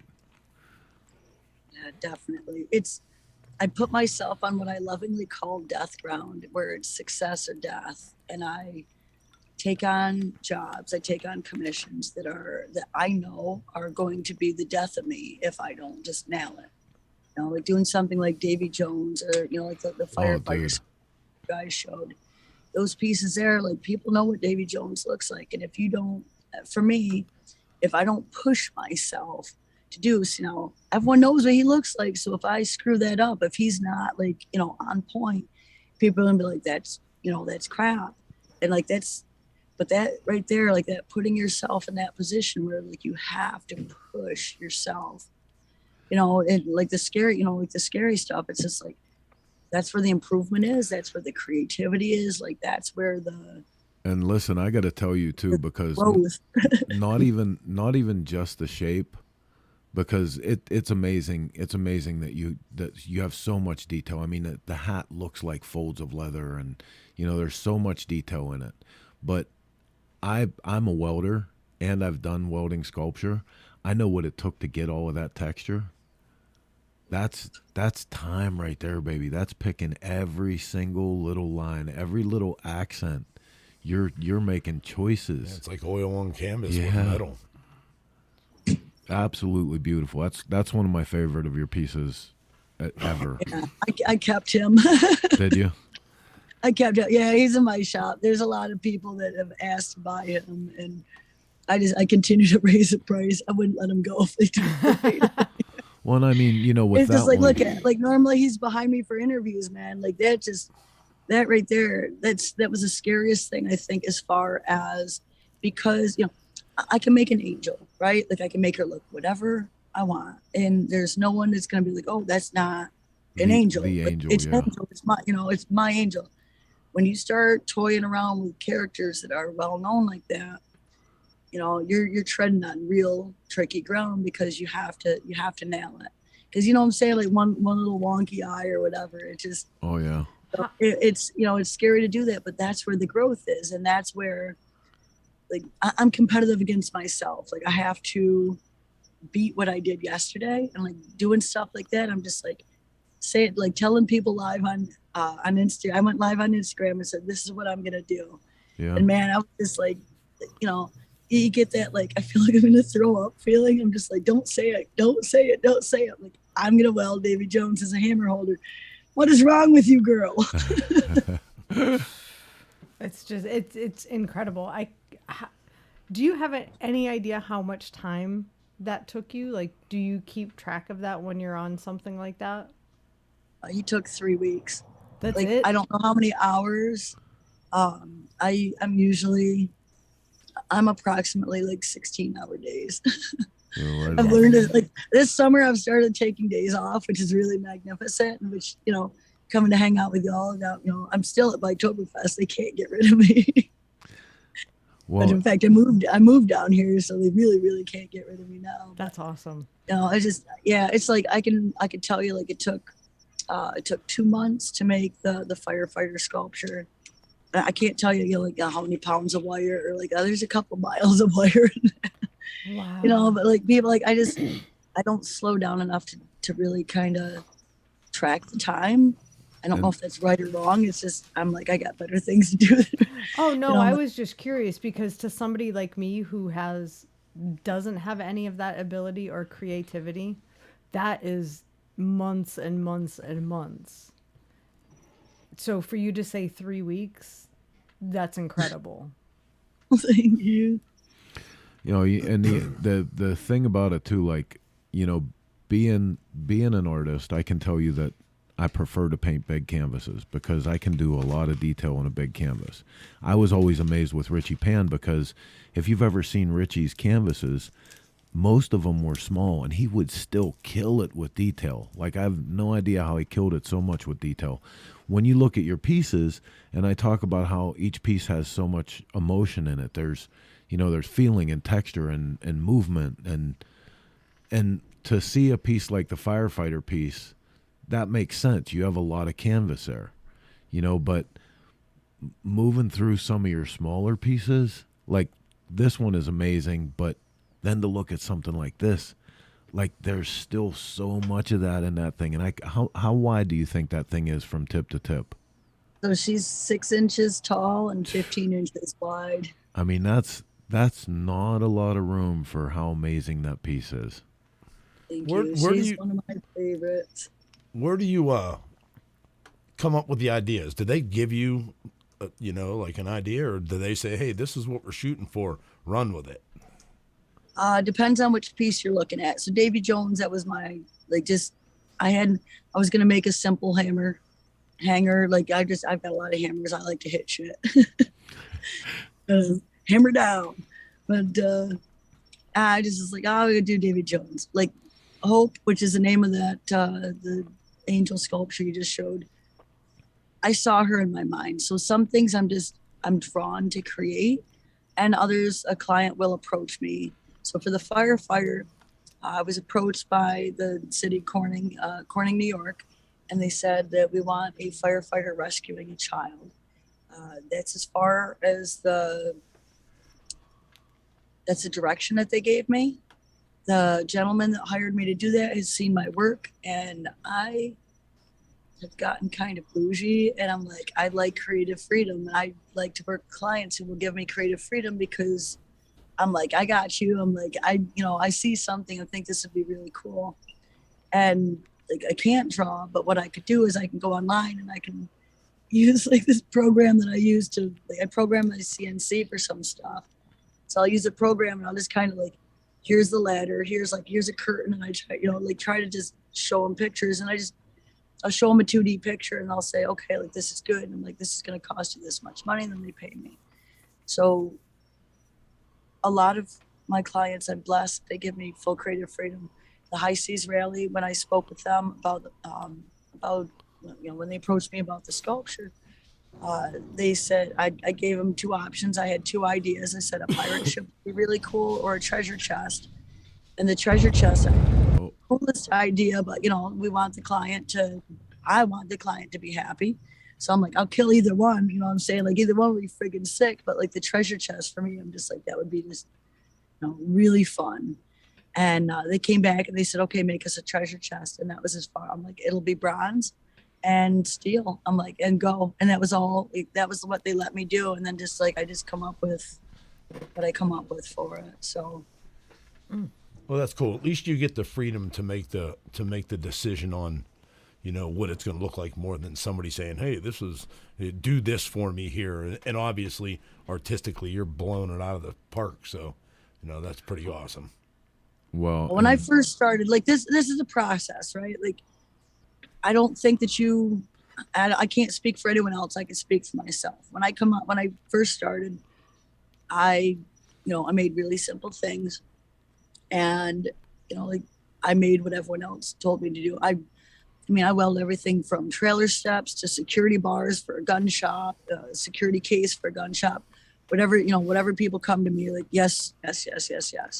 And just, it's taken a long time, but it's, over that time I've built it up into, I've gotten real picky about the commissions I take. I'm very blessed to have put myself in a position where I say no to probably about 90% of the people that ask me to do stuff, because it's like, if I can find a client that's got art with a heart, like it just, like you said, the emotion, right? The firefighter rescuing a child is in a first responders honor park. It honors and showcases all first responders. There you go. Like, sign me up. Can I get an amen? I know, right? The Phoenix. The Phoenix is at, and it hasn't been unveiled yet. Like I've shared pictures, but it hasn't been officially installed, unveiled. But that's at a cancer center. That is in a position, it will be in a position where when people are getting their treatment for cancer, they're going to look out into this, and this is it being delivered here. Thank you so much for sharing that. Well, it's going into this beautiful little area that people, while they're getting their treatment, are going to sit out and look. The High Seas Rally treasure chest that is going to be auctioned off while we're sailing, and 100% of the proceeds are going for the High Seas Rally Dialysis Fund. It's so easy for me to walk into the shop and joyfully create at the highest of my capability, because I'm madly in love with what I'm doing. I'm madly in love with the cause, and I can think about the people that it's going to serve. And the more you serve people, is the better your life is. And so, gosh, like to be able to just pick and choose what I'm doing and just be, show me show me art with a cause. Give me something behind it that's just gonna, like where it's gonna serve others. And it's so easy to really step into that arena and push yourself really hard to make it, the best you can.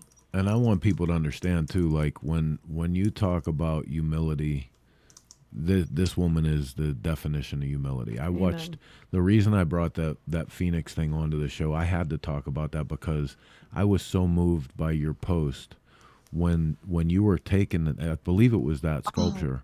But when you were taking that, the gravity of your evolution into the artist that you are today and the life that you have today, going past the apartment where you used to live, that moved me. Like, I can totally understand that. I'm personally a high school dropout that's a publisher of a magazine. When I saw you have that moment, it's so badass. It's so badass. That's the greatest thing about him, and that's the greatest thing because the American dream is still alive. It's still good medicine to chase your dreams and go after shit. And when people see someone like you arriving at that place, like that's something that should be very public and publicized. I was ugly crying when I rolled up there. I was ugly crying. Oh man, it just that was a very emotional. It didn't dawn on me until I was halfway to the cancer center with the sculpture in the back of the truck that I had to drive by. That I got to drive by the projects that I used to live in with my family, and then to top it off, my son, my oldest son, and I, like single mom, like went through hell bringing that boy up, and not with him. He was an amazing human being, but just working really hard and then just not getting anywhere. And through my own choices, through my own decisions, I ended up on welfare, ended up in the projects. And, like we got our ass beat in life for a long time. Again, my choices. But he had called me up that morning. It was Mom. He says, can I go with you? And I was like, hell yeah. I got so excited. Like, yeah, come with me. But it was last minute. And I'm like, I've got to be there. I've got a time. There's like several people waiting for me. And he didn't make it to my house on time to go with me. So, as I'm crying, going by the projects where we used to live in, and I, get down to where I'm like right by the hospital and go to turn right to go back to where I had to deliver it. There's my son in his truck coming from the opposite direction. He had gone down the highway and flew. And here he is, to turn left. And I just it just killed me, man. Like, there's my boy, you know what I'm saying? Like, it was like, this is our come up, like this is, man. And he's been there by my side. Like we've been, I've got two sons. My oldest son, like, I wasn't mature, which I'm not mature now, but I wasn't mature when I had him. And that kid come out real hard, and this turned out really good despite his mom, and to have him by my side, to have him, and he, he's so proud, and I couldn't ask for anything better, but to have him be there and for us to go through that, and just like, I was like, calling him and like, you wouldn't believe I'm going by this right now, and like, this is us, my dude, like, oh man, just ugly crying. I rolled up. I had to take a minute for myself. People like, what is going on? I'm just, head down in the truck, just trying to. Yeah, man, the Phoenix, like this, the tattoo. It's just, it's about overcoming. Fall down 7 times, get up 8. That's it. No matter how hard you fall, it's how high you bounce back up. Amen. Well, see, now I like that. I bounce pretty damn high. Yeah, right. When I think that too, like, to going back to having a background in art, I think if you're really, because the goal ultimately as an artist is not to make people feel amazing about you. It's to make people feel, and you don't necessarily know what you're going to make them feel. You just want to inspire emotion when people look at something that you do.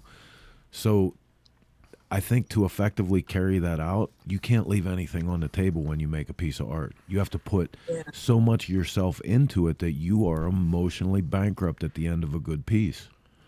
Oh man, that's so brilliantly said. And yeah, and I've never thought of it that way, but I definitely, there is a high and a low. Like when I deliver a sculpture to a client, there's definitely, like, I've gotten to the point where when I'm done with it, I'm madly in love with that. but that's me, and it has nothing to do with the client. Then it's just like, if I'm in love with it, then it's time to present it to the client. Yeah. But the client has to be in love with it. It's definitely it's just terrifying because it's very raw. It's 100% like this is my heart. This is my, this is my mind. This is my heart. This is my passion. This is everything that's important to me. In metal. And my God, what if they don't get that? Right? Yeah. It's the most naked feeling you can ever have. Like, you hear people talk about the dream where they're like naked in school. Well, just imagine that shit in real life and then be an artist. It's just like what it's like to be an artist. It's just like you just feel naked all the time because it's like, not in the happy way. No, and listen, I'll admit, like, because of that, I'm a total sissy when it comes to art. I refuse to sell my artwork. I've given dozens and dozens of pieces away, but I will not sell any of my artwork because I keep it for something that I do just for myself. And I think for the very reason that you're talking about, I would be terrified to stand at the delivery point and go, okay, this is something that I've put the last 16 hours a day for 3 or 4 weeks. I put all my energy, all my focus. I put so much of myself into this. And now I'm going to let you judge that in the 30 seconds it takes for you to hand me a check. I'd then be talk terrified. on social media about it. Right. Yeah. All the people like, oh, you should have done this. It's so raw, man.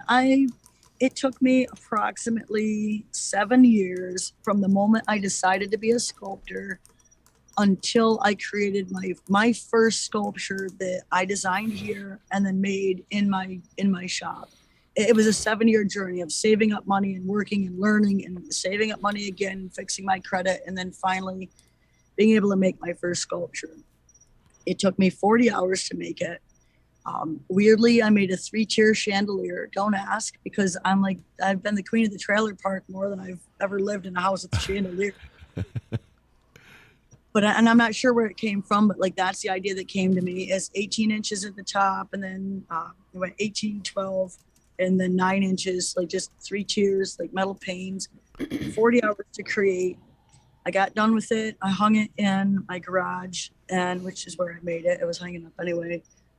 I took pictures of it, and then I bawled like a little baby because I couldn't put it on Facebook. I couldn't post it. I've never felt so raw in like literally 7 years that I worked towards that moment. And then to take that and then put it out there in the world for people to judge it was terrifying. And when I finally did, like, it took me about 24 hours to screw up the courage to do it. The woman that taught me TIG welding, thank you, Cheryl. The woman that taught me TIG welding, she, made a comment on Facebook. She says, Barbie, that's amazing. Like, it took me 40 hours. So I was like, girl, it'd take me about half the time to do that. She's just insanely, incredibly talented TIG welder. And she says, Barbie, she says, I can't do that. She says, I can't build anything unless I have a blueprint. And now I didn't know that. I just assumed that if you could weld, then you could see something in your head and create it. I don't know how I could do it. It does, but I got really good feedback from it. And, it decompressed a little bit, like take some of that pressure off. Yeah. But I'll tell you, like every single time I make something, and I mean, like, I'm not dumb. I could see what I can create, but it's still just like, I'm so harsh on myself, I think, as far as like, I'm so freaking critical of what I'm doing. Like people are like, oh, that's amazing. And I'm like, oh, I need to fix this and this and this and this and this. I'm like, if I only had another week. If I had another week, it'd be perfect, which is a lie because it'll need 3 weeks. Well, you just answered my question. Like, I know, I know when we build stuff and when I do things, I have a problem with I'm never freaking satisfied with the end product. Like, no matter what it takes, even for years, I did body work for big dealerships for high-end cars, and I was always so worried about delivering that car that I had somebody else do it for me most of the time. I wouldn't do it. My father, thank God, or one of the guys that worked for me. But, like, are you ever satisfied? Do you get to the point where you're like, I just need to walk the fuck away from this now? You know what I mean? How do you end that? You could take every single sculpture that I've ever sold and you could bring it back, and I could take another month on every one of them. Yeah, right. It's 100% what you said. like that feeling is like, I don't have anyone that'll deliver them for me, so I have to. But it's like, I'm gonna use the word. I'm gonna keep using the word terrifying. It is. I mean, just keep using terrifying. It is because it's like it's so freaking raw. It's it's everything. It's the last it's the last 15 years of my life that I've been working for. It's you have people out there that like exclusively TIG weld pipe, and they're freaking insane at it. And like I've been TIG welding 15 years. I work really hard to improve myself over myself. I look at the dude that's been doing it, exclusively, nothing else but just TIG welding pipe, and it's just like I still my stuff is pretty darn good, and I'll still cut myself down over it. Yeah. So it's just like gosh. Keeps you grounded. Like, when do you walk away? I'm like, never. But also like the clients are like, hey, I think they want it. I think really like that's part of the key though is to never be satisfied. Yeah, that's what makes you special. That's what pushes you. That's what makes you, expand your horizons, I think. Yeah. I have to one up myself. And listen, there are, in my opinion, there are artists out there that are way the freak more brilliantly talented than I am, like mind blowing. But it's like, I don't look at them. Like, I'll look at them and admire it, but I look at me and I'm like, okay, the Phoenix was badass. How can I top that? Yeah. Like, this is a conversation that I have with myself. I'm like, I've got to do better than that. I can't, listen, I made a sculpture for Harley Davidson back in 2018. Now, there's a feather in my cap, but you can't freaking, listen, it's done. It's over with. It's done. Right. You know what I'm saying? Like, it's just like, you're only as good as the last thing that you did. That shit that I did, and it's not shit, but I mean, like the shit that I did, what I'm saying, like 4 years ago, it don't mean nothing. Yeah, here comes tomorrow. What to do? Yeah. Thank you. Yeah. Thank you. You know what I'm saying? Like, what's next? Like, this is amazing. I love it. I'm really proud of it. Yeah. What's next? And that right there. Get over it. Move on. Yeah. Yeah. How can I top it? You got people that are, like people that will like, oh, I did this back. And it's like, yeah, but what are you doing now? Yeah. And like, and I, it's none of my business what anyone else does. I've got to look at myself and like, okay, what's next? How do you top it? How do you, how do you push your skills? How do you add something new, or how do you do something in a different way? Yeah, that's what no one's thought of. That's what separates the men from the boys, right there. How do you top what you just did? No, Barbie, when you're in between, if you are in between commissions at any point, do you find yourself driven to just create a piece because it comes to you, like, and you just have to do it and you have to get it out? Oh yeah. So I have, over the last year, I think I've gotten much better at figuring out how long it takes me to do stuff, which I'm still awful at. And I think that is probably my biggest bugaboo when it comes to with business, is that I'm like, everything I do is one of a kind. The Phoenix, I was 104 feathers shy of what I thought it was going to take to create that. So, what I'm saying? I don't know how many feathers are on there, but there are 104 more than I thought I needed.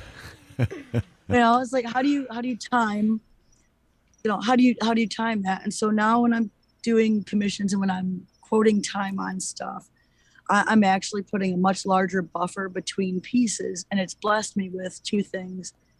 If I finish on time, then huzzah, I can make what I want to do.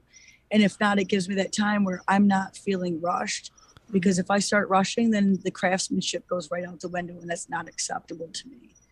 And so it's, figuring that out. But like now, like moving forward, like right now where I'm sitting, I've got, I know that I need to find a shop. I'm currently, in the Daytona area looking for a shop. I've got several people that actually got an appointment tomorrow morning for one. But I've given myself a big chunk of time where I don't have anything scheduled, so that I can find the shop. I can get my stuff from New York. I can bring it down here. But I'm hoping like hell that I can get it quick, get it moved down here, because it's gonna, I've given myself a really decent chunk of time. I've got a piece that I have to make. It is, I started back in, I think it's 2018. And I'm so grateful it's taken me so long. I've been very blessed that commission after commission haven't made the time to complete it. And I'm glad that I haven't, been able to, because my skill set of where I am now, I'm able to create that in a way that I think is just going to blow the doors off of it. Should I have finished it back in 2018? Right on. So I do try to create space, because I have a list a mile long of stuff I want to create. And if I can sneak it in there, like it just, yeah. Very cool.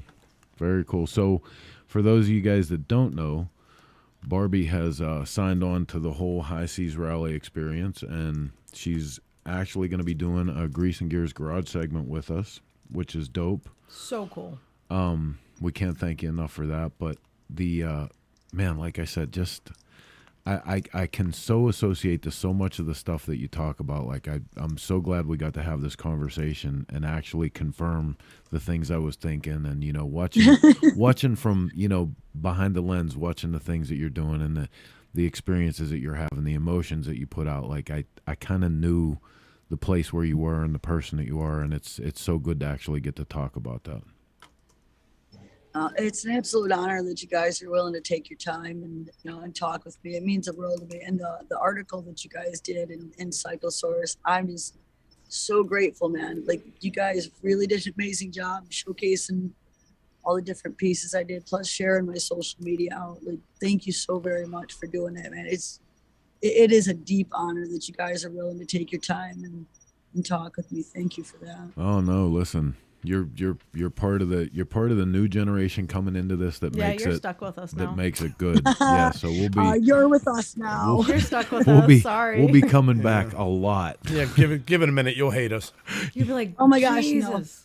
Well, especially him. Especially him. Listen, I'm dug in like a tick. Y'all can't get rid of me now. Super man. easy to hate. Don't worry about it. I say it's just gonna go downhill from here. Well, listen, you guys that are watching this, Heather will put up the links, but you want to get out for sure. Check out all of Barbie's social media, Facebook. You want to check out her YouTube for sure, where you can see so much good stuff.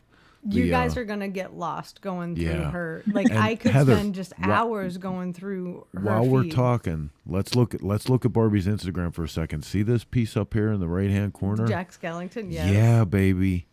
You guys want to see him? I'm literally sitting outside of. Yes, please.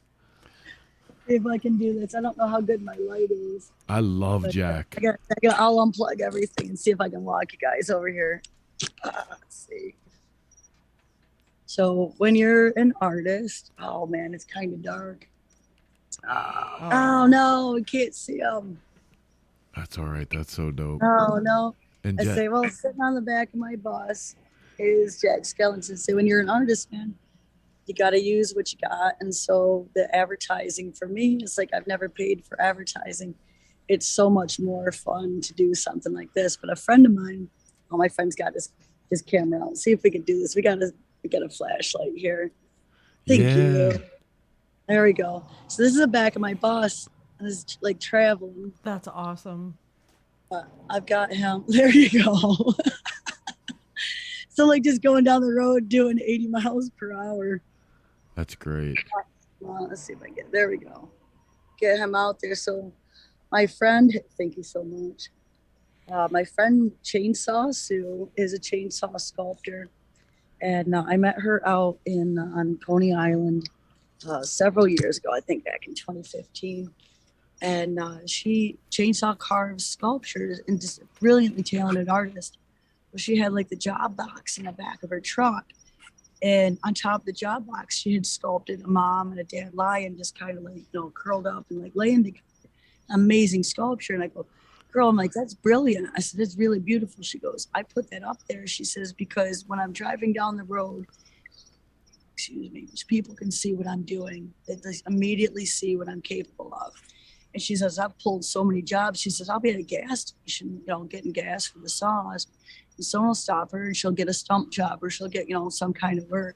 Yeah. And so I'm just like, all right, game on. And so I think it was 2016, I made Jack Skellington to go in the back of my truck. At 08 GMC, and he stood up in the back of the truck and he holding the sign with one hand and pointing at it, and it said Barbie the Welder.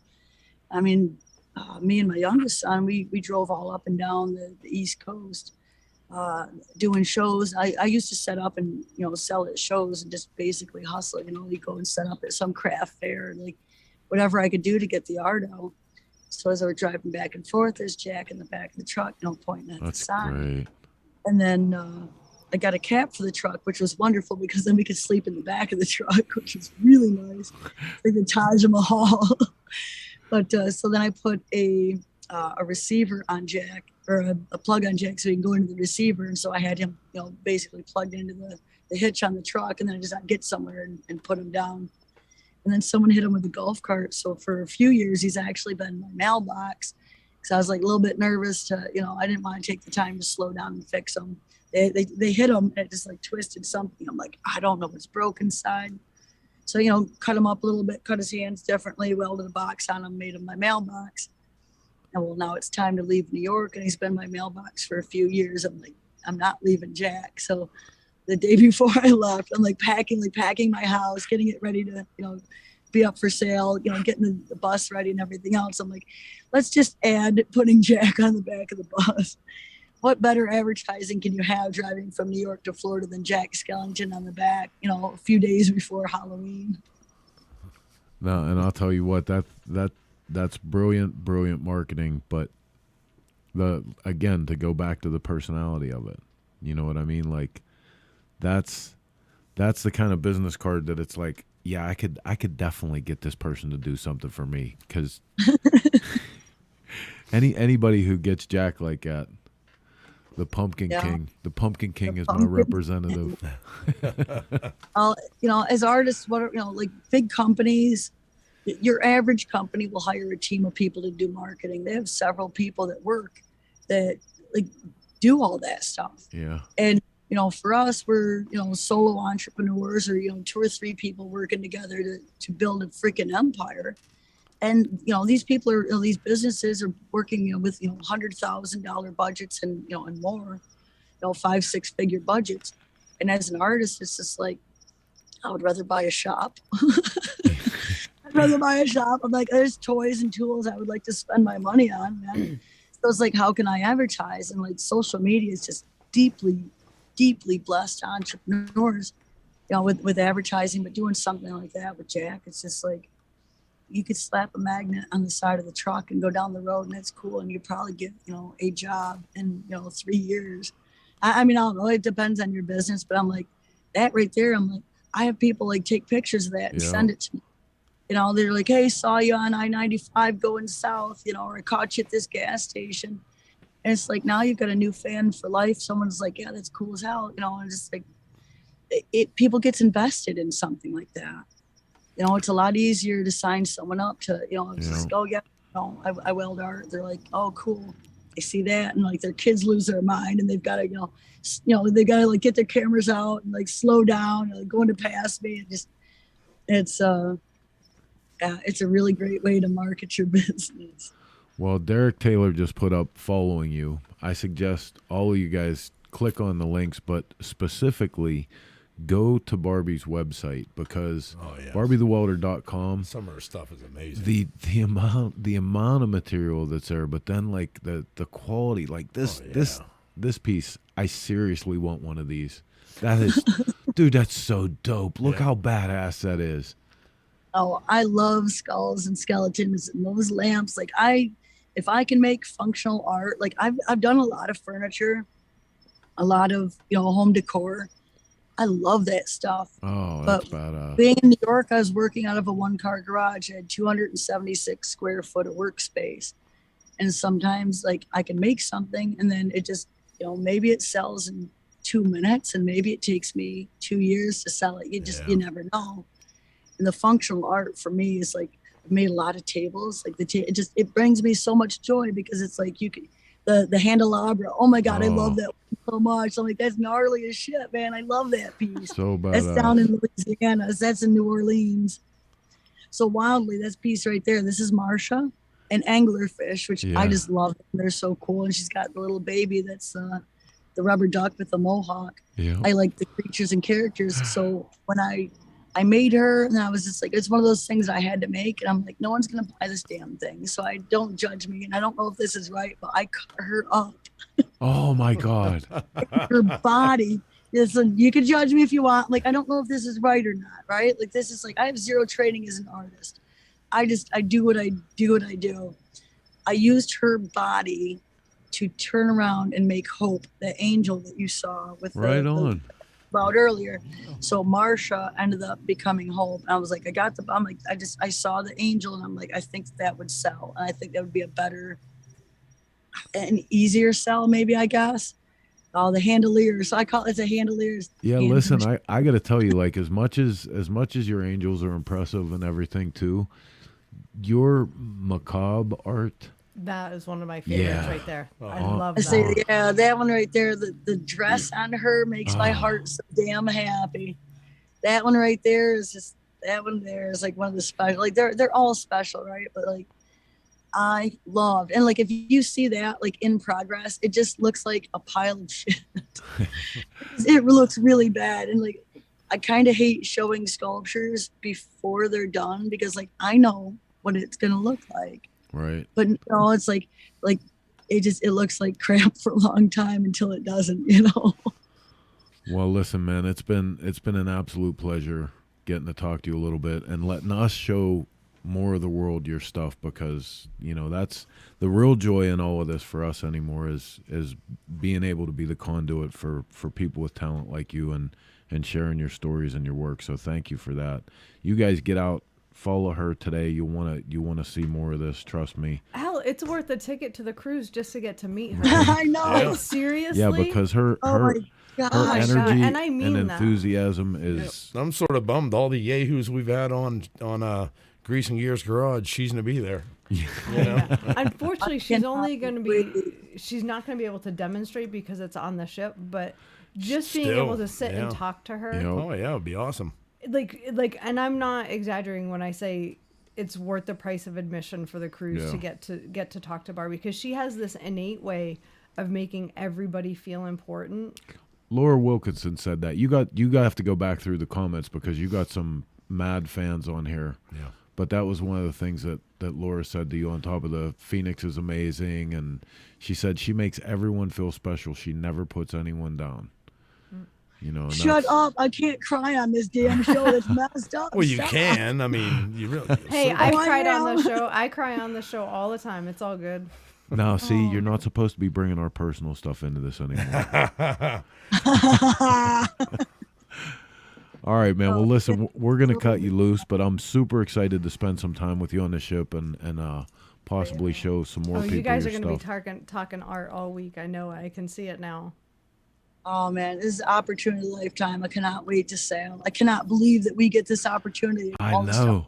stuff on the ship. I'm mind blown that this is all in one package in one place. That you want to talk about. We are literally going to have a time that minstrels will sing songs about. Oh, you're fantastic. All right, man. Well, listen, thanks again for coming on. You guys check it out. Heather's going to put out all the links, and we'll see you shortly on the High Seas Rally. Oh yeah, man. Thank you guys so very much for the love. Thank you, Barbie. See you, Barbie. She's awesome. All right. Hey, you guys are watching Shop Talk. We're rolling in towards the end of the show. We have a quick tech tip when we come back on the other side. Heather's going to do the events. We're going to wrap this one up so we can start packing for the ship. Don't go anywhere. You're watching Shop Talk. Today we are talking 5 easy modifications to your motorcycle to make long rides more comfortable.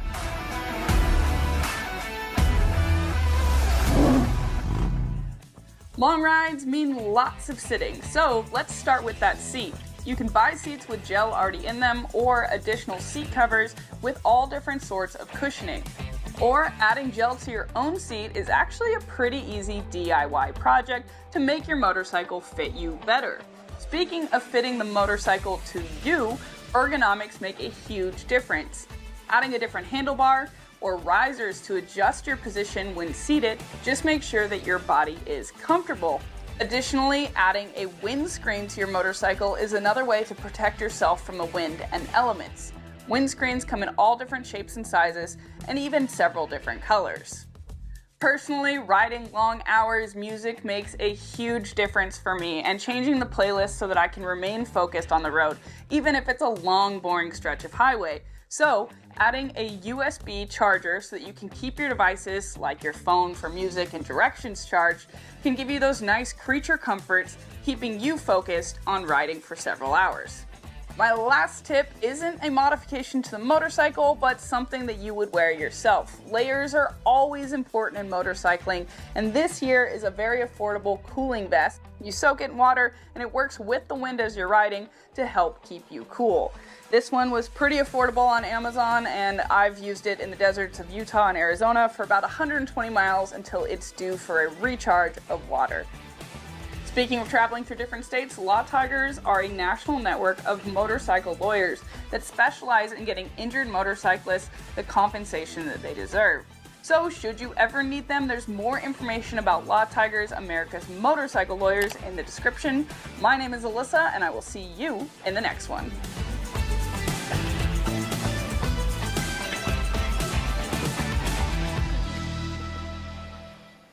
And welcome back to the Dennis Kirk studio. You're watching Shop Talk.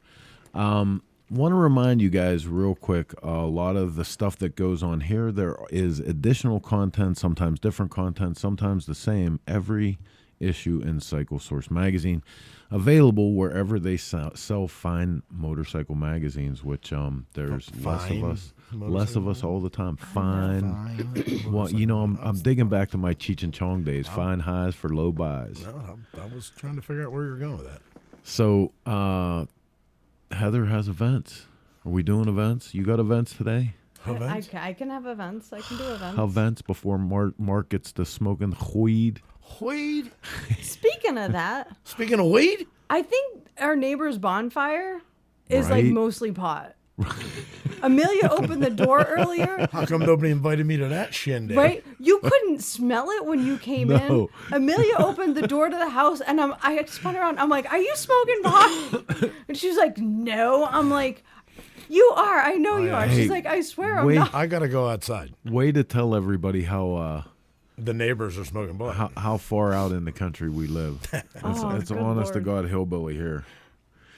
So, Shop Talk coming to you every Sunday, 9 p.m. Eastern. Please jump aboard anytime you get a chance. We do news, entertainment, some interviews, and we also have the events with Heather Callan. The Shop Talk events calendar is brought to you by the Bikers Info app, the Everything Bikers app. All in one place, everything you need, and it's free. First up is the poker run, a celebration for Taylor Cupid Bowen. She lost her life shortly after the smokeout in a motorcycle accident, unfortunately. That is at the Country Saloon, October 22nd, in conjunction with Bikers Against Child Abuse. So go check that out. You can find more information about that on Professional Monkeys page if you're interested in that. Also in North Carolina, Eastern North Carolina, Shovel Fest. Yeah, boy. In Lewisburg, North Carolina, also October 22nd, 572 McWilder Road in Lewisburg. That was good, Mark. Maybe you should do this. You got It's your way little too- radio it's voice way on. too much reading for Born me. Free Texas edition at Yellow Rose Canyon, October 22nd and 23rd. Once upon a time. Oh, knock it off, you son of a... Friday, November 4th, Beach Central Cycle Source Rodeo Games.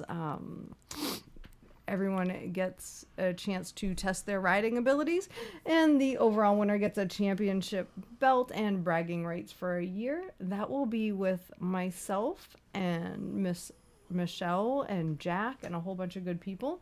Son of a biscuit eater. Saturday, November 5th, the Cycle Source Ride-In Custom Bike Show awards in 20-plus classes. Best of Show gets a full feature in Cycle Source magazine and $500. Ooh, and a motorcycle helmet from Microdot Helmets. And some cool stuff from our new sponsor, Gorilla Pro. Also, on Friday, this was out of order, I'm sorry. Friday, November 4th, following the rodeo games, World's Strongest Biker, $1,000 in cash available to strongest man, strongest woman. You're going to do Atlas stones, deadlift, hammer throw, which is actually motorcycle carry. And deadlift is dude, deadlift. if you didn't get to see this at Smokeout, yeah. It was I'm going to try a and hoot. make it a little safer this time somehow. Like, we're Look, going to give here's- people here's- proper instruction. Here's some of the pictures from Smokeout. This is the Atlas stones, guys carrying motors. Yeah. Deadlift is deadlift. I mean, really hard Yep. to, yeah. the hammer throw. Hey. we're revising that I a think little bit. you should have used Barbie's picture on one of those. Right? Because she was the women's champion. Barbie was a beast, dude. She was incredible.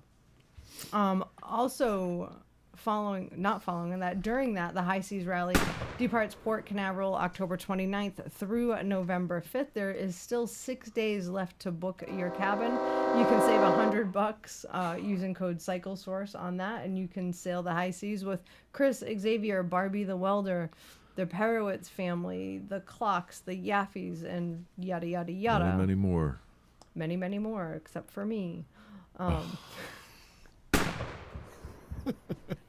Chopperfest December 11th. It's going to take a while for me to live this one down, Mark. You I got never the will. I got It's the okay. weirdest feeling you're going to be going on a vacation shortly after this is all over. Chopperfest December 11th, Ventura County Fairgrounds, 8 a.m. to 4 p.m. Y'all should be there. And then we're going to scoot over to 2023 Cycle Showcase with our good friend Big Randy, February 11th and 12th at the City Foundry in St. Louis. Now, if you haven't been to a cycle showcase before, or Shame if on you. Shame First on you. of all. Or if you weren't at the Loser. Smokeout, Randy very kindly curated the Legends Gallery there and did an incredible job. Yeah, you know what he did, the son of a bitch? He ensured that we're never doing that again. Randy will be Yeah. the curator of the Legends Gallery forever. Talk about job security, because Right. boy, He does a beautiful job in the Yeah, way he he really displays did. his motorcycle, and he makes it an event for the attendees and the builders that are displaying. So please make sure you put that on your calendar. And I also think following there might be like a chili cook-off or something for Super Bowl and an ice cream social and all sorts of good stuff. We never did have ice cream at the smokehouse. the kissing booth. We didn't. The The kissing puppy booth. kissing booth is the Yeah. best. Yeah, the puppies are fantastic. We're definitely changing the ice cream situation at Smokeout next year. So Moonshiner Chuck is on right now. Yes. And he says, love, heart sign, shop talk. Chuck, you need to come on here so we can Yes. talk about your new moonshine. He had, what was it Purple called? Jesus. Purple Jesus, Mark. The label alone said to me, microdot. How come you didn't bring any of this home? Mainly microdot. I don't but understand why I don't have any of this.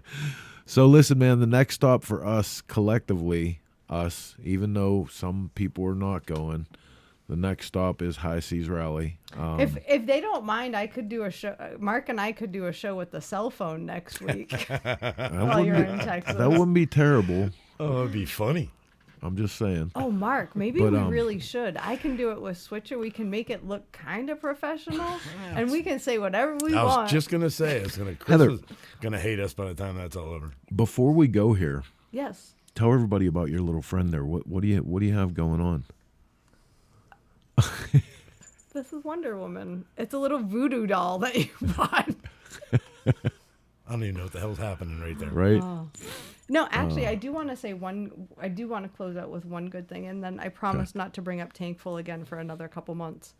I was very happily informed this week that the money that we raised through Tankful at Smokeout will provide roughly 1,600 meals.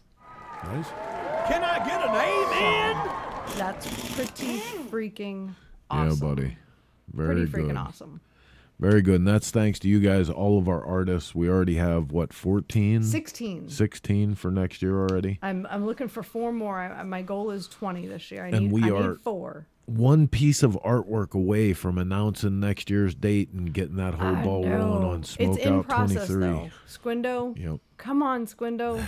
Squindo is he's my new personal Jesus. He's a badass. So yeah, if anybody wants to donate donate their art on a tank that we provide, please hit me up sooner than later. I'm going to try and get the tanks shipped out by the first of the year so everybody has ample time to get those done. So was lots of started stuff getting ready to happen here. It's wintertime almost here in the Northeast, so we're going to get back into the shop. Lots of stuff to do in the shop this winter. We're building a 25th anniversary chopper. We have another Dennis Kirk bike going on. There's a possibility of a new motorcycle, a new sponsor coming in for I'm something. like, wait, what? Huh? How come I always found out the big stuff live on the air? I was thinking about two things at once again, and not a new show, but actually the Torque Show is coming back. So right after the High Seas Rally and we get back from Texas and everything, we're going to be focused on getting Torque back on the air, weekly show for the performance crowd. If you guys want to be part of that, hit us up, give us a DM, as the kids say. DM me, bro. Google me, bitch. It's definitely time to go. We kept you guys too long. But listen, thank you. It's 11:15. Thank you. So worth it, though. Thank you so much for having us, for being part of the trip that we do every Sunday with Shop Talk. You can tune in every Sunday at 9 for more of this jocularity. And until we get back from the High Seas Rally, or next week, or the week after that, or where we'll go live at the same chopper time. Same chopper channel. Happy sailing, Felicia.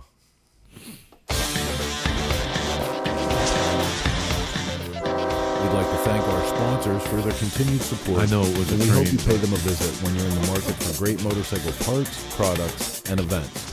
S&S Cycle, Makuni American, Baco Parts, The Broken Spoke Saloon, Twisted Tea, The Iron Horse Saloon, High Seas Rally, Twisted Choppers, Twin Power, Drag Specialties, Geico, Law Tigers, Tech Cycle, Fueling Parts, Lone Star Rally, Hijinks Apparel, Progressive Insurance, Spectral Oil, No School Choppers, Motion Pro